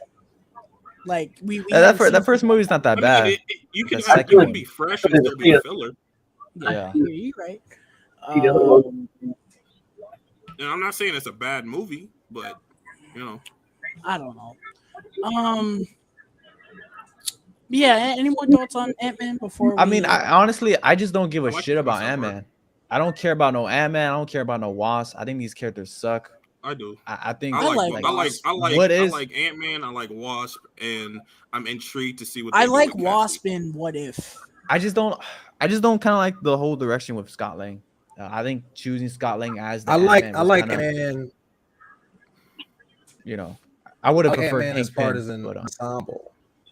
I don't know if he's a lot of characters are like that. I've said this about Doctor Strange, which is why I don't want another Doctor Strange movie. He works better in an ensemble. He does not work by himself. There are many characters that don't work by themselves. You know, that's the thing that the MCU kind of doesn't understand. Sometimes these people don't understand. They don't deserve individual projects. What's Ant-Man's character after Endgame? Because quite frankly, you need to watch Ant-Man and Wasp just to see that Ant-Man is in the. You just need to watch the end credits to understand where's Ant-Man and the ideology of where he got from. Let's use the quantum realm to go in time. What's his character after Endgame? That should be interesting because I don't think he has a real character. And I mean, I like Paul Rudd. He has a real character. I don't think he's a character. I just think he just does he? He doesn't. Ant-Man is the same every time we see him. He's a family man, makes jokes, and that's the movie. Every time we see him, he's exactly the same. The one thing trying to better his life. The one thing that I will say is taking a hit. There's no development. I'm saying I didn't say there was any development. I'm just saying like there is a character there. Yeah, I know there's a problem. He's a static character though. He's not dynamic at all. No, right. I don't think he's gonna do anything for character development either for him. I think Quantum Medium could. I hate that title. We didn't talk about. I fucking hate that title, bro. I cannot stand it, bro. I don't even want to say it because it's just so goofy. It's so goofy to me. Right, I like, but no, because the trailer, like the trailer looks like it's like really serious, right? And then it's still gonna be you goofy. hear the title, it's so like, I don't know. Tyler, I've never liked it. Tyler. Quantumania. Can we move, please? Because we got about like 18,000 things to talk about. Secret Invasion. Spring 2023. Why is Secret Invasion a show? Like, apparently this is gonna be like a spy show, which right there, I'm interested. Winter Soldier, you know, the Russos aren't gonna be involved. Agents of Shield. Yeah, Agents of Shield. Agents of Shield. This is the thing with the show that doesn't really make any sense. I think Secret Invasion could have been the next Avengers movie. That's what I thought it was gonna be. You didn't make the Skrulls villains. Now, heroes. Now, I love the Skrulls in Captain Marvel. That's one of the highlights of the movies for me. But I don't really think it was smart doing that because I think you could have had a really cool Avengers movie with them doing Secret Invasion as a movie. I think that could have been really fun. Having it. I think it kind of works. Well, we had to see it. I think it kind of works better. This is the thing. Unless it's like 8 it needs to be 8 episodes for it. But they're not gonna have the Avengers there. So like, who are they gonna disguise themselves as? Just these random Shield agents? They could have some cameos. That'll be definitely. I think the Secret Invasion storyline in comics was the biggest punch out of that was finding out that Spider-Woman in the comics was a Skrull the entire time. I think you need something like that. We need to see an Avenger that we thought was not a Skrull, that what is a Skrull, and I'll be like, oh. Well, I had that moment in Far From Home when they turned into Skrulls. I was like, yo. I was sorely disappointed with that. Why? I didn't want Nick Fury to be a Skrull the whole time. That's goofy. What about if like But he's working on Sword though. He felt you can tell chilling. When you go back and watch Far From Home, he feels off. He does not feel like Nick Fury. He does a little bit, yeah. There's only a couple of lines where like, yeah, that's Nick Fury. Like the part where he's talking to Peter and then he goes, if another person comes in this room, you and I are gonna attend another funeral. That's a Nick Fury line. But there needs to be that punch. Like there needs to be a cameo where we see a character we thought was not a Skrull is a Skrull. Yeah. Maybe you can have the Skrulls playing in other movies. I don't know. That's what I'm saying. Yeah, that's what I'm thinking. Like, this is why this should have been an Avengers movie because, like, Maria Hill was a Skrull the whole time. Ooh. Yeah, nobody would give a shit about that. What about Ant-Man or Hawkeye? That'll be a little bit more. You know, like I don't think it's gonna have that oomph. I like hearing like, oh, it's gonna be a spy movie. A spy show. Like that's cool. You know, they're taking it serious. I like that. Well, maybe. I don't know. Yeah, maybe. That's a huge maybe. That's a big maybe. Speaking of taking things seriously, May 5th, Guardians of the Galaxy Volume 3.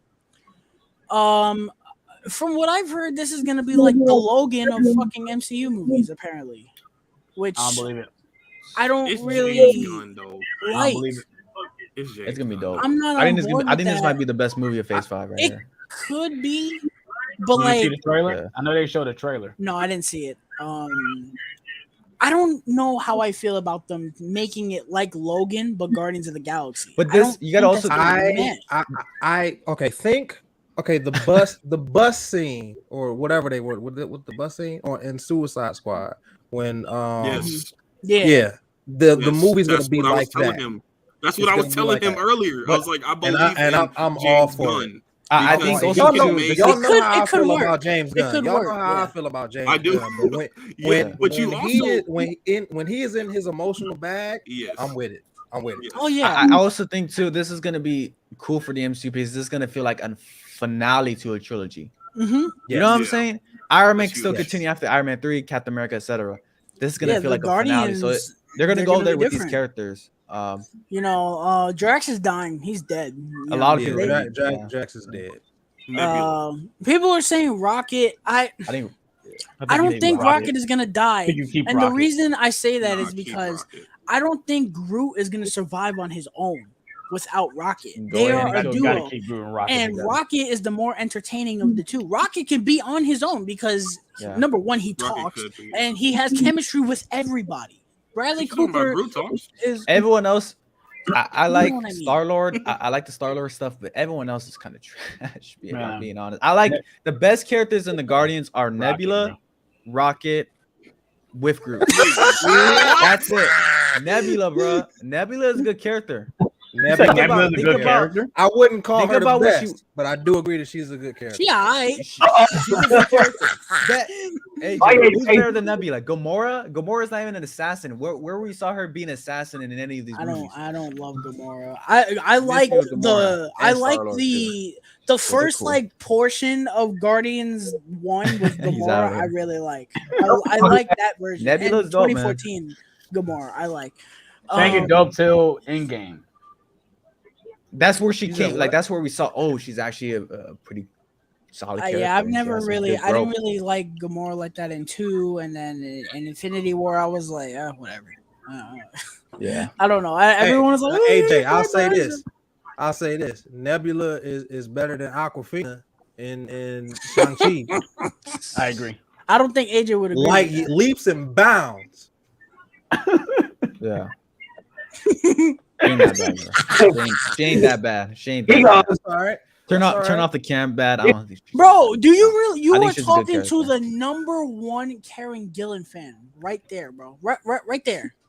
Talking about AJ? Yeah, AJ, right there. That's what's up. Not saying she had bad actions, but the character is not, compelling. Who? Nebula? Yeah, her character is not compelling.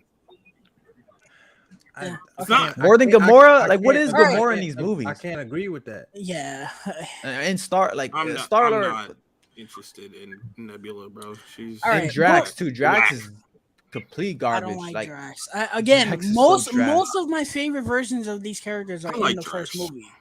Nebula has more depth than Drax. Yeah, exactly. I can agree with that. That's a shame. That's because they gave her saying more. That. It should be the other way around. Because they turned Drax into a clown. Which Batista's hilarious. He's a great actor. He's hilarious, but that's not what I want. I think they knew what worked for him though. That's the thing though. Like, he doesn't want to play that role with these movies. You've seen Dave Batista going in and doing other movies and being serious actor. Drax he was like, I don't like the direction they took. Yeah, that was a bad direction. I hope he brings it in, but even if they don't write him well, Batista's great. He is one of the few wrestler turned actors he's really good. And I don't view him as a joke when he acts. I don't like Army of the Dead, but he was really good in that movie. But yeah, man, Guardians of the Galaxy 3, it could be good.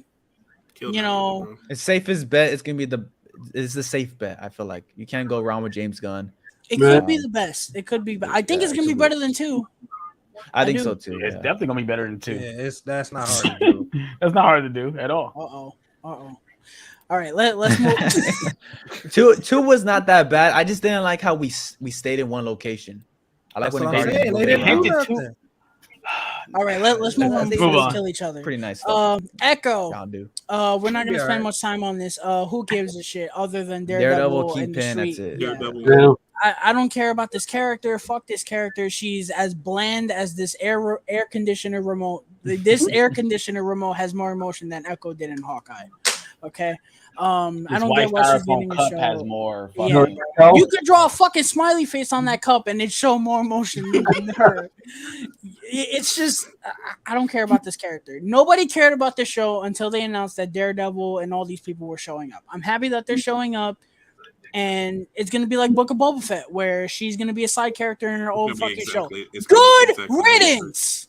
Good riddance, bro. You're garbage. Daredevil making the cameos all over the place. I like it. Loki season 2. I don't feel like we could talk about this because we don't really know anything about this. Yeah, we really don't. Yeah, we just know it takes place after the events of Loki season 1. Didn't they show set photos of him in a Burger King or something? Yes. McDonald's or something. Yeah. As you guys know, there'll be another universe where Sylvie is working at McDonald's. As you guys know, I'm not the biggest fan of Loki. I liked it. I didn't love it. I'll rewatch it before this season comes out. Loki is great. It's the best Disney Plus show. It's the best Disney Plus show. Listen, MCU.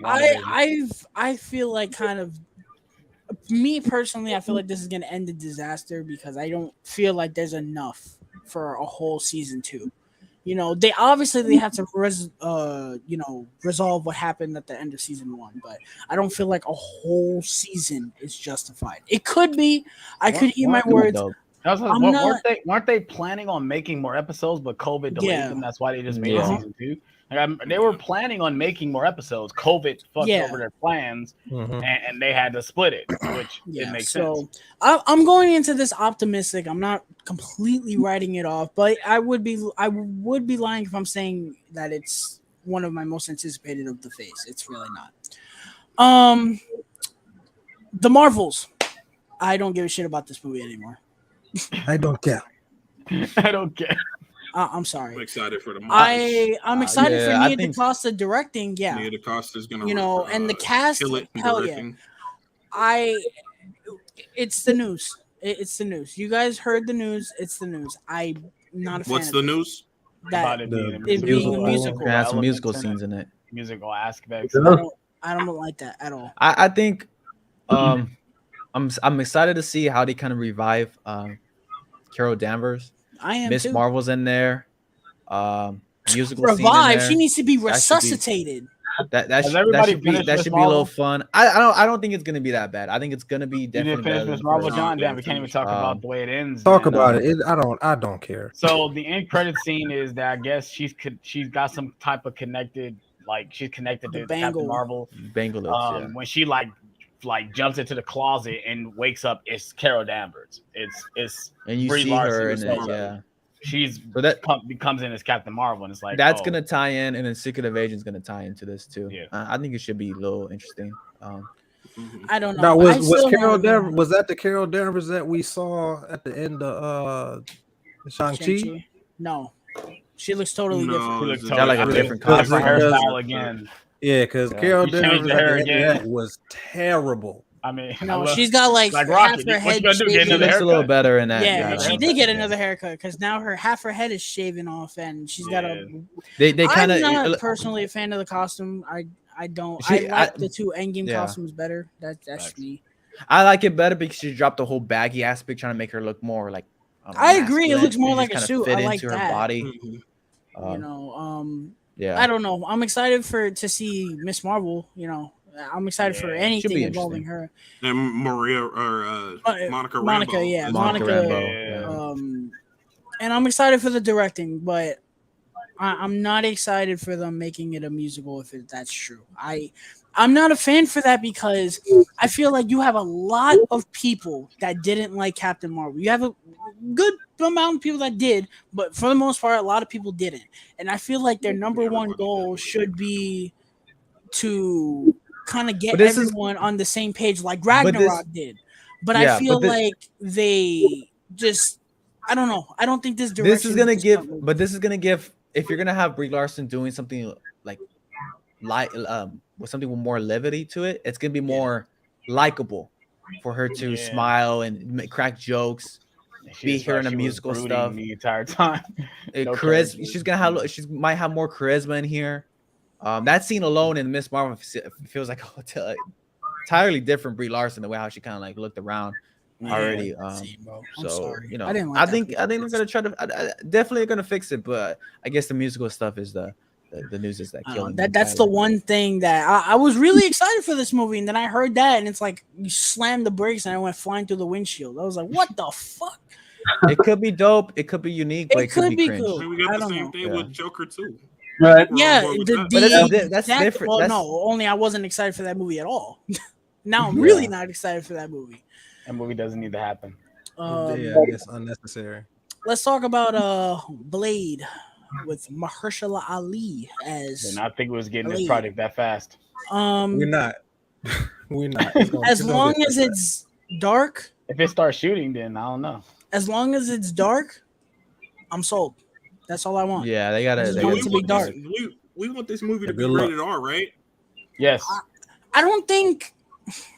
I would love it to be rated R. Well, I think I don't think it needs to be. I think you get away with. I think it could be cool as rated R. Fine, whatever.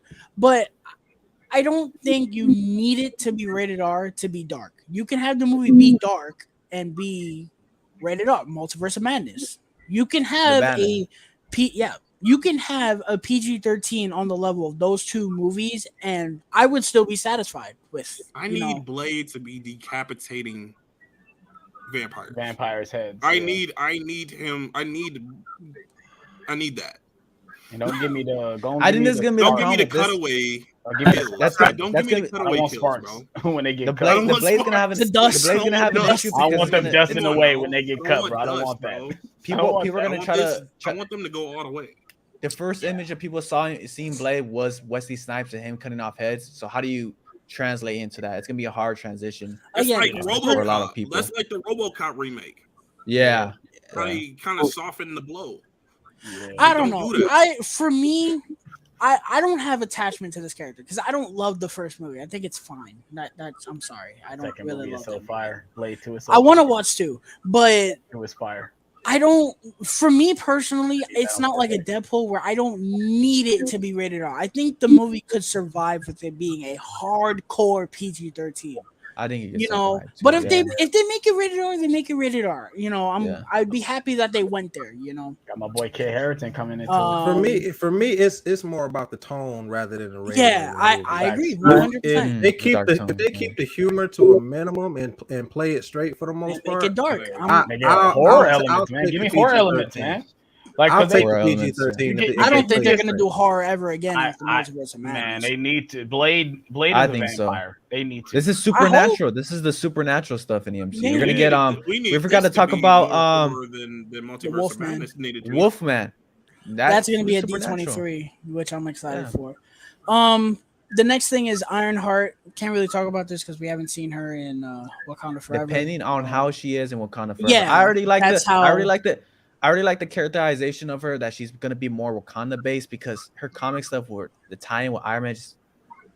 This shit never made sense. Like her that. character never made sense to me. But I do like that she's gonna be, well, we haven't seen the movie yet, but if it is true that she gets all her stuff from Wakanda rather than Tony, good. Because I think if they did that, there'd be fucking riots in the streets because everyone is so tired of Iron Man. You probably could say she's inspired by Tony Stark, especially after everything he's done. In this movie. That's how it's gonna be. I know how that is in the comics, but like these fucking people, every time someone breathes the name Tony Stark, oh my god. No, I think irritating. In the comics, he's kind of like her mentor through holograms, like we've seen at the end of Endgame. So if they bring Tony Stark back in that way, I'm fine with it. I just don't want him to be resurrected like a Lazarus pit or nothing. Like a real Iron Man, like a robot. Man, yo, if RDJ with a red eye, like Terminator. Marvel Universe had a Lazarus pit. If the MCU had a Lazarus pit, best believe they would have used that. They would have abused the hell out of that. With the amount of fucking fake deaths that they have in the MCU, believe me, bro. They'd be having it in water bottles. We'd be seeing you get some out of Lazarus pit. Fucking Iron Man is dead at the end of Endgame. Oh shit, I got it right here. Come back to me. Yeah. Put some oil on him. Some oil on him. Another show we can't talk about. Not because we don't know anything about it, because we don't give a shit. Fucking Agatha, Coven of Chaos. I don't care about this show. I don't care. It got fans though. It got fans. I liked Agatha in WandaVision. I did, and I wanted to see more from her. Because we didn't get really any her backstory. Yeah, well, we got a little bit of her backstory, but we didn't get like her motive, what her end goal was at all. Like how long she's been here, like where did she come from? Generic villain. So I am kind of intrigued to see more of that. But like, what is it leading to? What is the purpose of the show? I don't know. Yeah. I agree. It feels like it's just gonna be an extended episode of WandaVision. Yeah, I hope I don't think that. like I agree with what you said. We didn't get a whole lot of her in WandaVision as far as her motive and her background, but I don't think that warrants an entire show. Yeah, it does not. It does. It deserves another episode. Yes. That is true. Yeah. That would be cool if they gave us like a Halloween special episode for Agatha instead of a whole show. That's what it should be. Yeah, that would be cool. I think she's gonna go out and see if there's more witches out there. That's what I think she's gonna do. Maybe she'll find gonna be recruiting other witches to try to grab this. And maybe like I don't know if I was talking to my little brother, but I think like maybe she's the one that bring back Wanda. If Wanda is dead, I mean, we don't know if she's dead or not, but maybe that's what happened. She's dead, but she ain't dead. She might be brought back. We ain't seen nobody, so she's not. We dead. Ain't seen nobody. We didn't see no hand go like that with her powers Maria Rambo. Yeah, exactly. And that could have been transported to another place as well. This man. If we don't get this show set in the Salem Witch Trials, I kind of just don't care. I don't want to see her, because she's the Wanda trapped her in Westview, right? Yeah, but I think with her dying, it might unsnap. It might unsnap her spell, and now she's back. Yeah, that's what's gonna happen. This is the one that you guys want to talk about. Daredevil Born Again. 18 episodes. Baby. Holy shit. A lot of fucking episodes. But I'm gonna say right now, I enjoy the six episode formula, but it just doesn't work, guys. I'm sorry, it doesn't work. I don't at all. It does, bruh. 6 to 18. That's a leap, bro. That's a leap. That's bigger. That's bigger than the Netflix shows. That was right. That was 3 Disney Plus shows. That's a regular series, guys. That's what we grew up on. You guys didn't notice that we had 20-something episodes because we were watching them like that. Like, but how many of those episodes were filler? Like 7. But just like just like how we thought they were going to treat Daredevil, I don't think they're going to treat him like that. I mean, you're going to give him 18 episodes. That's showing a lot of dedication. They're going to structure it out like a TV show instead of like this 6-episode movie event. You don't think so? We need 15. We need 15.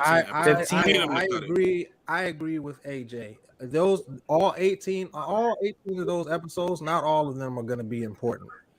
They're not. I think what they're gonna do is out of 18, it's gonna be like 12. 18 is a lot, but I like I just like the sense of dedication of them wanting to extend. They're willing to bend out backwards. I don't think that's dedication. I think that's overcompensation. I don't think so. This is what I think they're gonna do. I'm not sure. I think they can do a lot of multi-layer stories within a lot of different characters. This could even be anything. Episodes, bro. This could even be a sequel. Y'all just don't have to watch it. It's just that. No, simple. I'm gonna watch it. Are you serious? This is the MCU. You have to watch it. Yeah, bro. Like, are you serious? You don't have. I can't skip Agatha. I can't skip Echo. I can skip a couple. Yeah.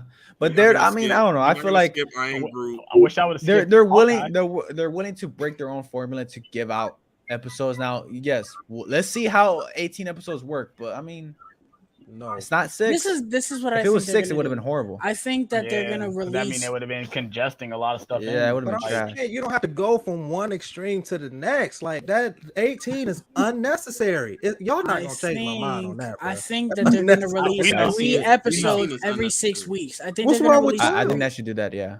I don't think anything. I think 12 was the perfect length. Perfect. Because how much was Netflix? Netflix was 12, 13. Oh, can I say what they think they're gonna do, bro? Please. Jesus Christ! Were you trying to say something? Yes. Oh, sorry, we didn't hear you. I think they're gonna release 3 episodes every 6 weeks. I don't think they're gonna elongate it for 18 weeks. I think they're gonna release 3 episodes every 6 weeks, and what they're gonna do is, I know, but what they're gonna do is they're gonna have like one episode be second episode be filler, and then the third episode is gonna be a banger. Why make filler? Nah, I don't know. I'm not saying it needs to be filler. I just think that Well, who knows? Who knows it will be filler? Like, they're gonna add the MCU to this too. We gotta think about that. We don't know. Be Daredevil. We don't even know who's all in this show. We don't know what characters they're diving into. They could be Punisher in here. You throw in. Yeah, they could put K Bishop in the show because of. They could put a lot of characters be congested. they add all these characters. It's gonna be I could see this probably being like Boba Fett. With all the characters. Nah, this is it's gonna be Boba Fett was trash to begin with. Boba Fett was garbage to begin with. Yeah, but Daredevil is not the same. I agree. Boba Fett doesn't need a show. He's a character that get loved for no reason. I'm sorry. Yeah, he's trash. I agree with John. I think this show could end up being like Brave and the Bold. It's gonna be Brave and the Bold. Moving on, because we still got these fucking Avengers movies to talk about. Captain America: New World Order. We don't know anything about this movie other than Sam Wilson is taking up the mantle of Captain America. Very excited for that. Anthony Mackie's great. The director is not great, but we'll see. The director, whatever. The director of The Cloverfield Paradox. Crickets. Yeah, you probably gotta have to watch his indie movie. Maybe he has like an indie movie. Yeah, everyone told me that. They were like, "Oh, his indie movie's so good! Oh my god! I'm like, okay, but what? He got a chance to direct a big budget movie. Give him a shot. Give him a shot. You never know. We'll see. And the final diamonds in the rough, man. Come on. Was Cloverfield Paradox badly directed or just badly written? I can't hardly remember. It was probably badly written, which didn't help the directing. So. We shall see. The last movie in Phase 5 will be Thunderbolts.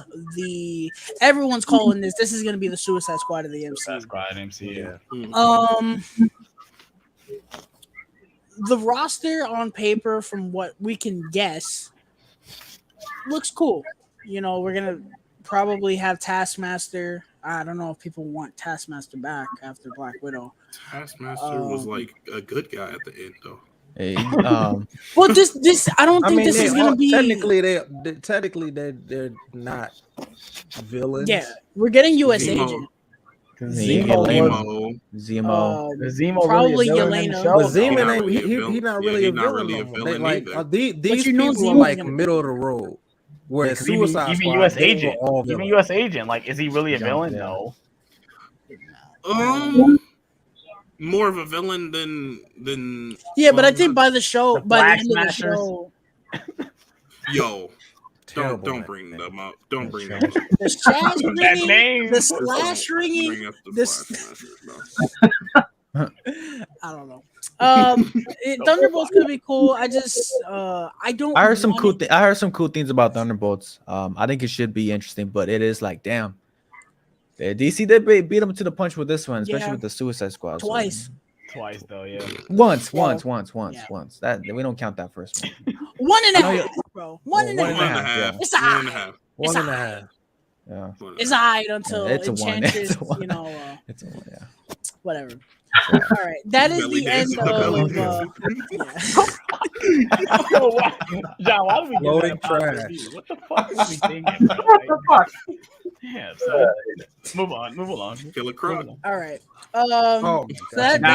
Watching BET. That's horrendous. In that phase, there's not a single Avengers movie. We'll talk about that. So Phase 6, we don't have all of Phase 6, but we have the big three. We have the first movie in Phase 4, which is November 8th, 2024. The Fantastic Four will finally be making their arrival into the MCU. We don't know who's directing. Obviously, you guys know John Watts is no longer directing it, which I'm very sad about personally. It's Brad Bird or bust. I'm sorry, bro. Please, and anyone besides Payne Reed. Yo, get my far away from Fantastic Four as possible. Run! Get anyone. No, and fucking Feige's like, get him on the phone. Nah. He ain't doing that. First family. If I get the announcement that Peyton Reed is directing it, he's not doing that. I'm a they're not having him direct this. Yeah, they can't. I want Brad Bird. There's no way. He did. He basically did it twice. I want him to direct. I know you want Brad Bird, but don't hold your breath, man. I don't think he's going to, but that's my dream director. Who would you guys want to direct it if you could think of one other than Alex, because we got the same one. Yeah, it's Brad Bird for me as well. Yeah. There was a rumor about Steven Spielberg, which was fucking Steven Spielberg. I don't see that happening. I don't see that happening, but I don't see. I think it shows that. I think it does show That'd be that like Marvel fucking does Martin want Scorsese directing a fucking.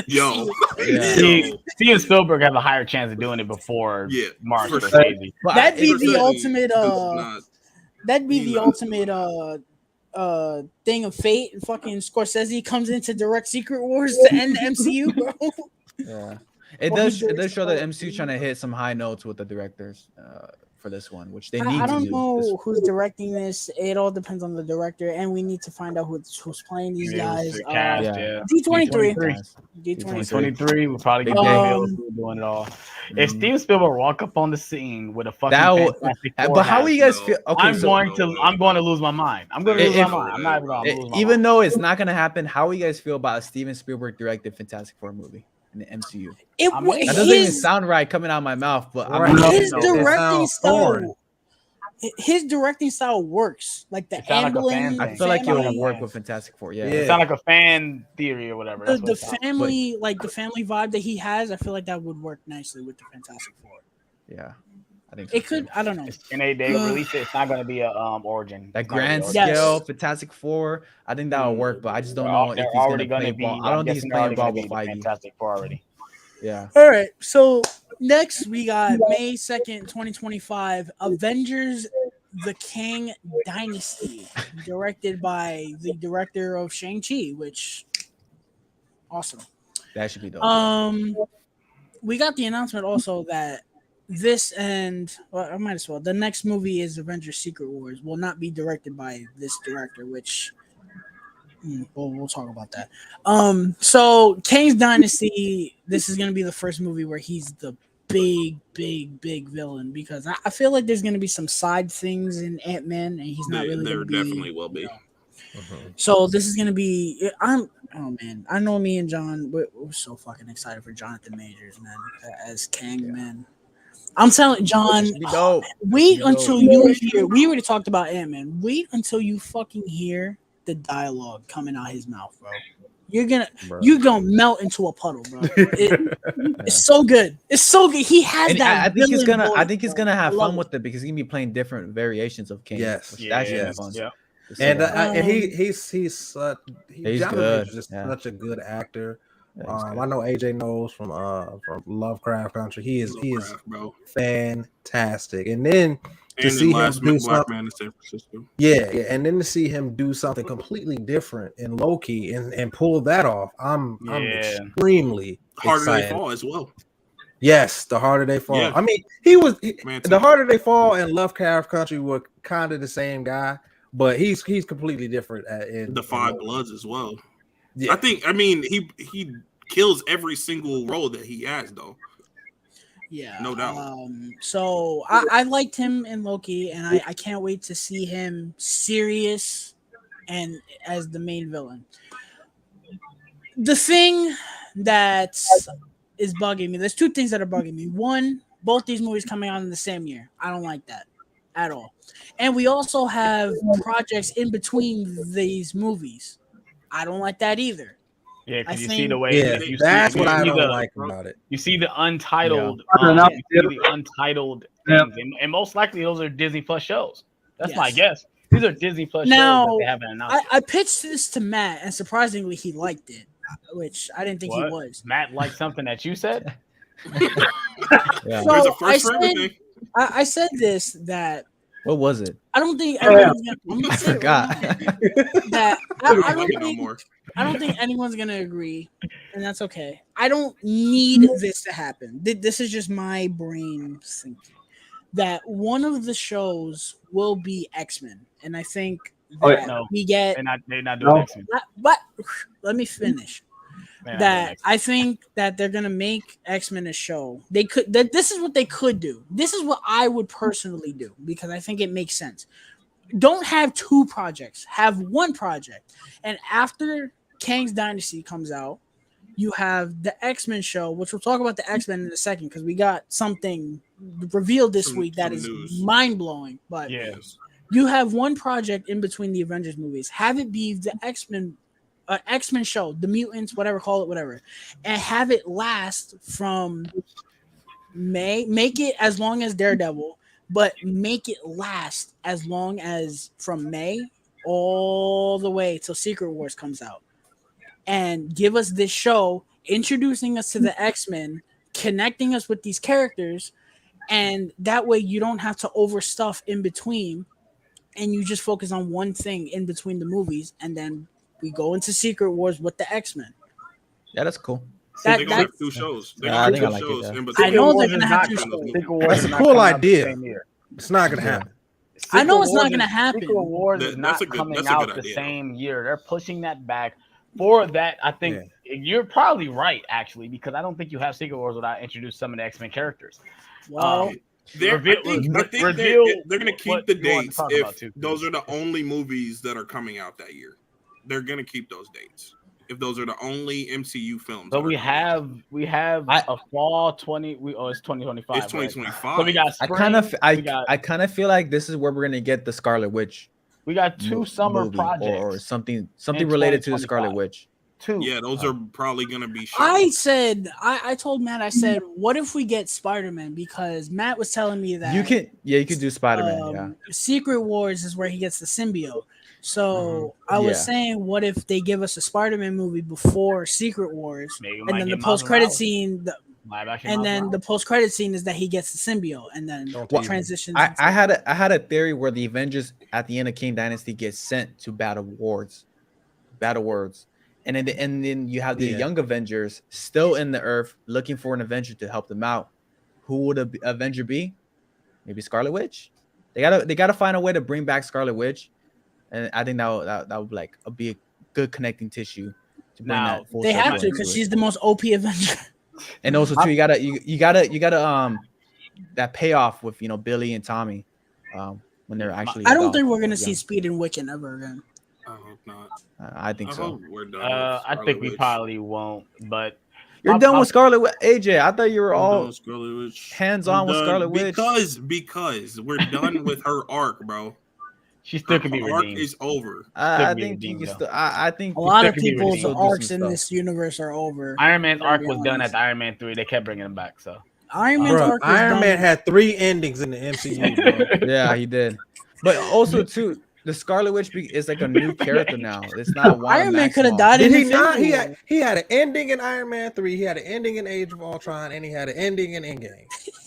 Yeah, he did. Iron Man is not Scarlet Witch though.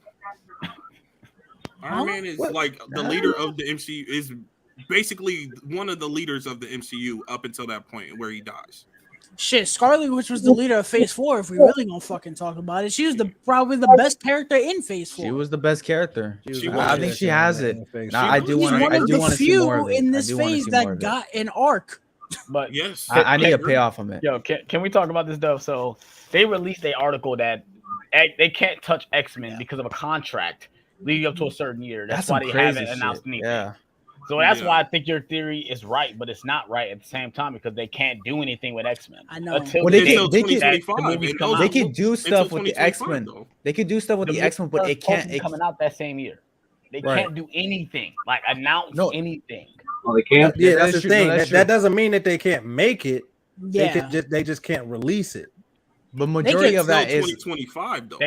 They not doing that. They're not just about to hold a project and make something without telling them. They're just not about to do that. Majority of it is they can't use those X-Men characters that we last saw. So that's why when we saw Professor X, it was Patrick Stewart. Probably had a contract or some shit. They could probably use some obscure X-Men character that we haven't seen yet. Jubilee. Please. Jubilee or some shit. I mean, they can still use mutant. We saw in Miss Marvel. But yeah, the whole X-Men stuff is. It's just mind blowing. So they had those trash X-Men actors besides Michael Fassbender and James McAvoy. They're trash to you. They're not trash to me because I love Sophie Turner as Jean. Cyclops. What was that? Ready Player One boy. Yeah, trash, bro. Listen,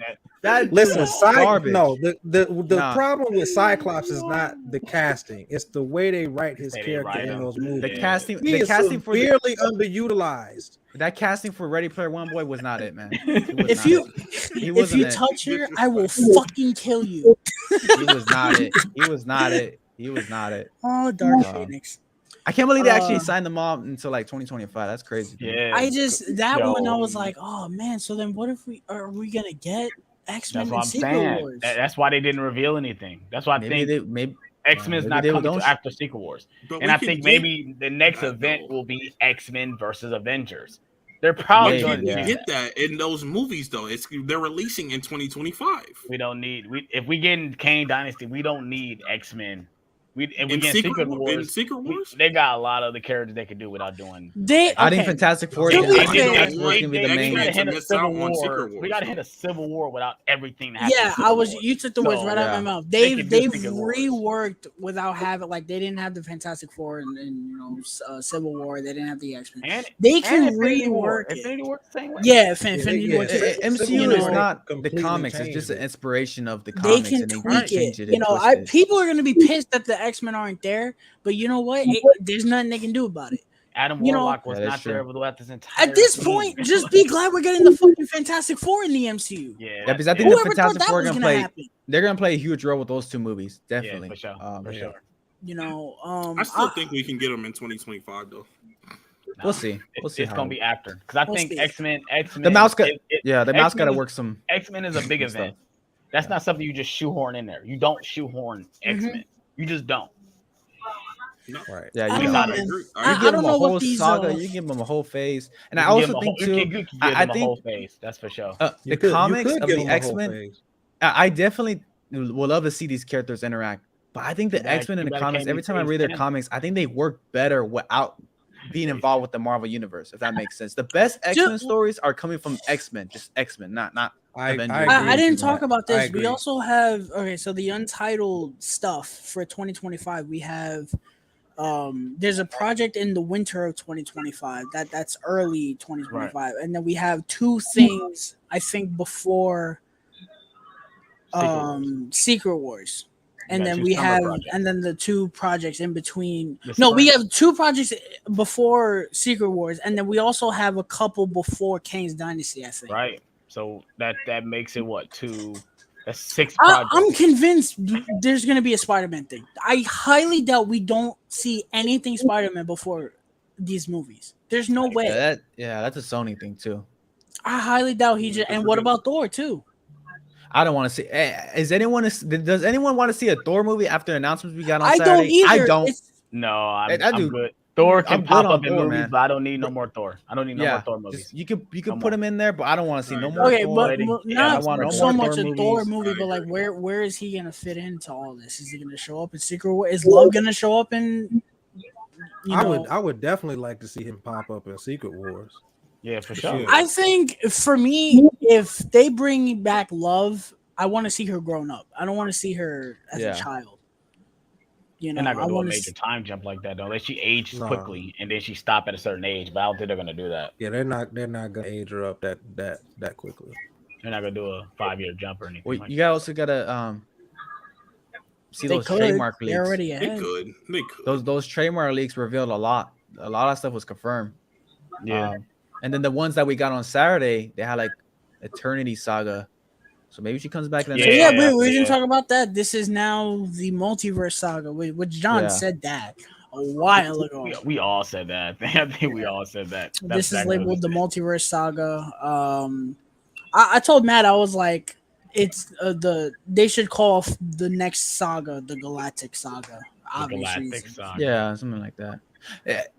More of it is like, is Doom going to be part of Secret Wars? Because he has a big part in that. That's the other thing that I wanted to talk about. Or maybe they just throw him in Secret Wars and then toss him in the next saga, because you can use Doom for various stuff. I heard Doom is like a key part to Secret Wars, though. He is a key part. And what I'm afraid of, huge part of. I hope they don't rush it. I mean, what happens if they give us a Doctor Doom prequel series before Secret Wars? Oh my god, I don't want that. I don't need a prequel series for a prequel of origin of Doctor Doom. Bro, give me that. Bro, I would love an origin of Doctor Doom. That would be so dope, bro. Like, that would be fire, bro. And you gotta think about the stuff that they set up with the witchcraft. Do y'all know all that stuff is based on it? Yes. I want a movie. That would be so dope. Yeah, that would be cool. My fear is that they're gonna have him be the villain of Fantastic Four, and I just don't want that. Yeah, I don't want that either. I don't think that. This would be the third fucking time we get him as the villain in a row. I don't think Feige's going to do that for that specific. I don't think so either, because he's already making the right move by making it not an origin story. He's already, which we all figured that. I don't think anyone on this earth was like, you know, thought that. He said the same thing we all said. We know the origin. We know what happened. What if Dr. Doom shows up in Wakanda Forever? That's been the rumor. That'd be pretty fire. I don't know where he fits in that. Like, what if Namor is not even the villain? That makes a lot of sense. No, not that he's not the villain, but like in a post-credit scene or something. Stop, bro.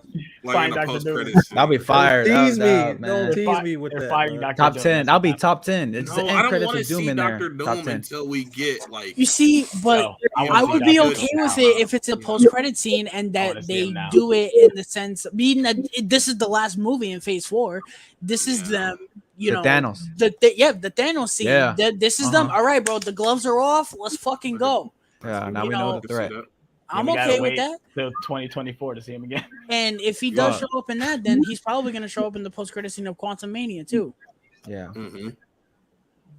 I'm down for that. Why would Dr. Doom be the Thanos scene if Kang is the big bad? Maybe they're both the big bads. Because we've already seen Kang. I don't know. So they wouldn't have a post-credit scene with Kang because we've already seen him. And by then we're gonna have a trailer for that movie. We haven't seen the Kang that we're dealing with now. Right. We've seen the actor, but we haven't seen the actual Kang. We could get a post-credit scene with Kang. I'm okay with that. That would be. Give me a Fantastic Four tease at the end of one of those movies, please. The MCU just needs to work on their post-credit scenes. Their post-credit scenes have been booty butt garbage. I have not liked. I think the last ones that I liked were Thor, and before that, I can't even tell you the last ones that I liked. Eternals. I didn't like the Eternals one like that either. I like Shang-Chi. Eternals ones were cool. With Thanos' brother? No, I didn't like that. No, talking about the after credit scene. I like that one. Black Knight. Blade. Yeah, I like that one. Why didn't you like the one with this dude? I didn't like Harry Styles because Harry Styles. It's not because Harry Styles. You sure about that? Because that post-credit scene is pretty dope. It's really not. Nothing happens. He just walks through a doorway. Okay. It's only dope if you know who he is. He's not. I view the reveal that Thanos has a brother is pretty dope. He doesn't sit on a throne. He's not. No. I don't know. I love that. I really like that scene a lot.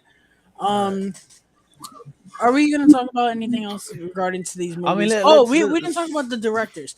I'm not a fan of separate directors. I'm not. I don't like that. You bought both Avenger movies? Yeah, I don't like that.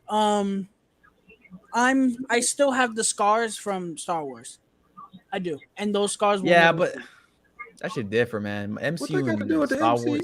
No, it's a little different. No. They have a plan. They got a plan. Yeah, the MCU actually has a plan. But they have a plan. It's the creative vision that I'm worried about, because when you have two different directors directing things, sometimes one director is not going to like something that another director likes. That's just how it is. I hope it doesn't matter. Feige stuff directing all these movies. I hope, Feige's not going to hire somebody that doesn't fit in line with what preceded the next director. So I don't think that's anything to worry about. I hope that is my one big worry with that. I hope that Feige is like, listen, this director set this up. You have to do this. And in terms of who, I've seen Ryan Coogler's name thrown out there. I don't know. I have to see Wakanda Forever first. Nia DaCosta, I have to see the Marvels first before I say that. I saw Chloe Zhao. If they fucking announced Chloe Zhao to direct this movie, there would be riots all the way up to the fucking Disney Studios. Forget it. That's not gonna happen. It won't happen. I saw someone say Zack Snyder, and I fucking laughed my ass off. I was like, Snyder is not doing an Avengers movie. I think they're going to be two totally different tone movies too. The first Avengers movies, I feel like they need to, because we don't even know this Avengers group. They got to set up this group first. Right, we don't even know the roster. Yeah. That's why I'm saying most of the stuff is going. We won't know the roster for two phases. Yeah, I think I agree with you guys. We have a puzzle piece most of the stuff it is with going the to be Young pushed Avengers. back. Most of the stuff going to be pushed back, man. Because I just don't. They hope. like that's the thing. A problem with these phases as well. They haven't set up a team. Like clearly, Doctor Strange is not a fucking. He's not an Avenger. Cap is going to be the one that leads it. And we have to wait till his movie to figure out what's going on with that, I guess. But I mean, we don't even know if there's technically an Avengers team. Like we don't know. I mean, like the guy said in Homecoming or Far From Home. Is there even a plan? Like that's exactly how we have the pieces. The Young Avengers, they've been teased in a lot of things. We have that side of it. Those pieces are set. They just. But I'm saying, like you see them saving the world, bro.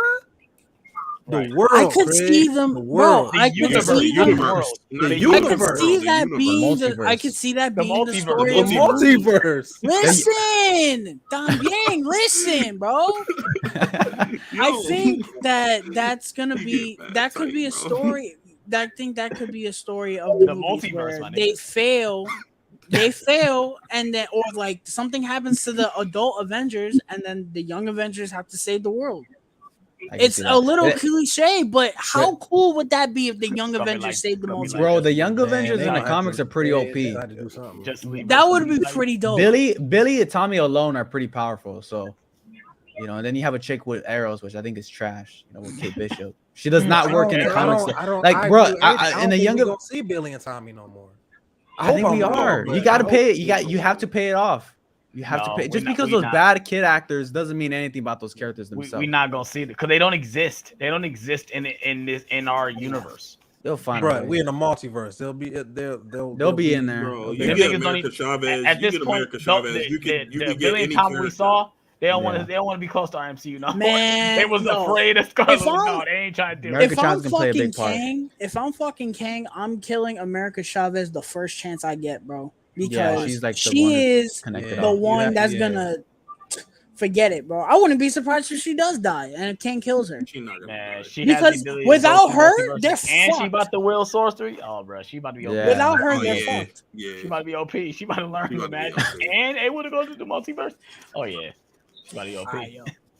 But that could be a problem though, because with her being OP, like. Just like Matt said, like it's the MCU already has a power scaling issue. Yeah, for sure. They've been having it, but that shit don't matter. Infinity War and Endgame, people ate it up. Why would they care now? Yeah, you had it. What was the last movie? Thor, Love and Thunder, right? Yeah. Mm-hmm.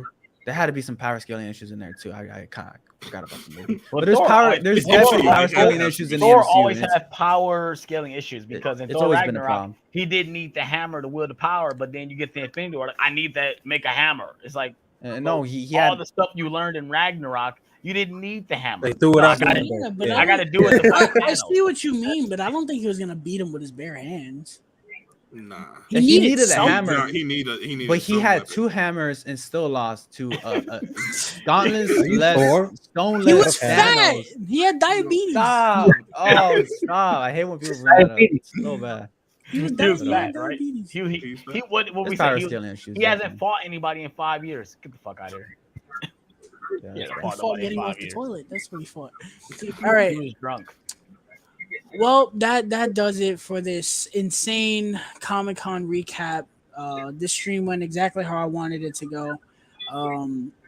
Talked about everything that came out of Comic-Con. Comic-Con this year meant a lot to me because it was the first year that we had Marvel and DC back at Comic-Con, and I haven't had this feeling since 2019 when they revealed Phase 4. It felt good. It felt good to be a nerd again. I haven't had this feeling in a while. D23 is right around the corner. I'm more excited for D23 than I was for Comic-Con. Do you feel like they're gonna announce the same stuff though, or you think we're gonna get? They're gonna talk about different stuff. They gotta talk about Armor Wars. What happened to Armor Wars? They didn't talk about it, so we didn't talk about it. D23. They probably wait for D23. Maybe got canceled. Who knows? No. Someone said it exists. Someone said it's still happening. It exists. It exists. Yeah, because I think someone said that. Someone was like, so what about Armor Wars? Whatever. But all these guys' links are going to be in the chat. Thank you to everyone who was in the chat. Thank you guys for joining me. This was an awesome stream. This Sunday, Baby Driver Watch Along is finally happening. This Sunday at 8:30 on this channel. I'm so excited. Baby Driver is one of my favorite movies. I know AJ was the one that wanted this. So we're going to do it Sunday night. I hope you guys can be there. Thank you to everyone who showed up in the chat once again. Future content from me. I posted Predator 1 and 2 reviews on Instagram. Go check those out. And then tomorrow I'll be posting my review for Predators. All anticipation for Prey, which comes out next week. I can't wait. Next week I'm going to review The Predator. Then I'm going to review Bullet Train, Bodies. Hopefully, if I can see it. And then Prey, obviously, comes out on Hulu. All that stuff is going to be on Instagram. Y'all know where to find me on Instagram and right here, Mind of a Nerd, purple and green icon. Thank you once again, and we will see you on the next one. Everyone have an absolute banger of a night, man.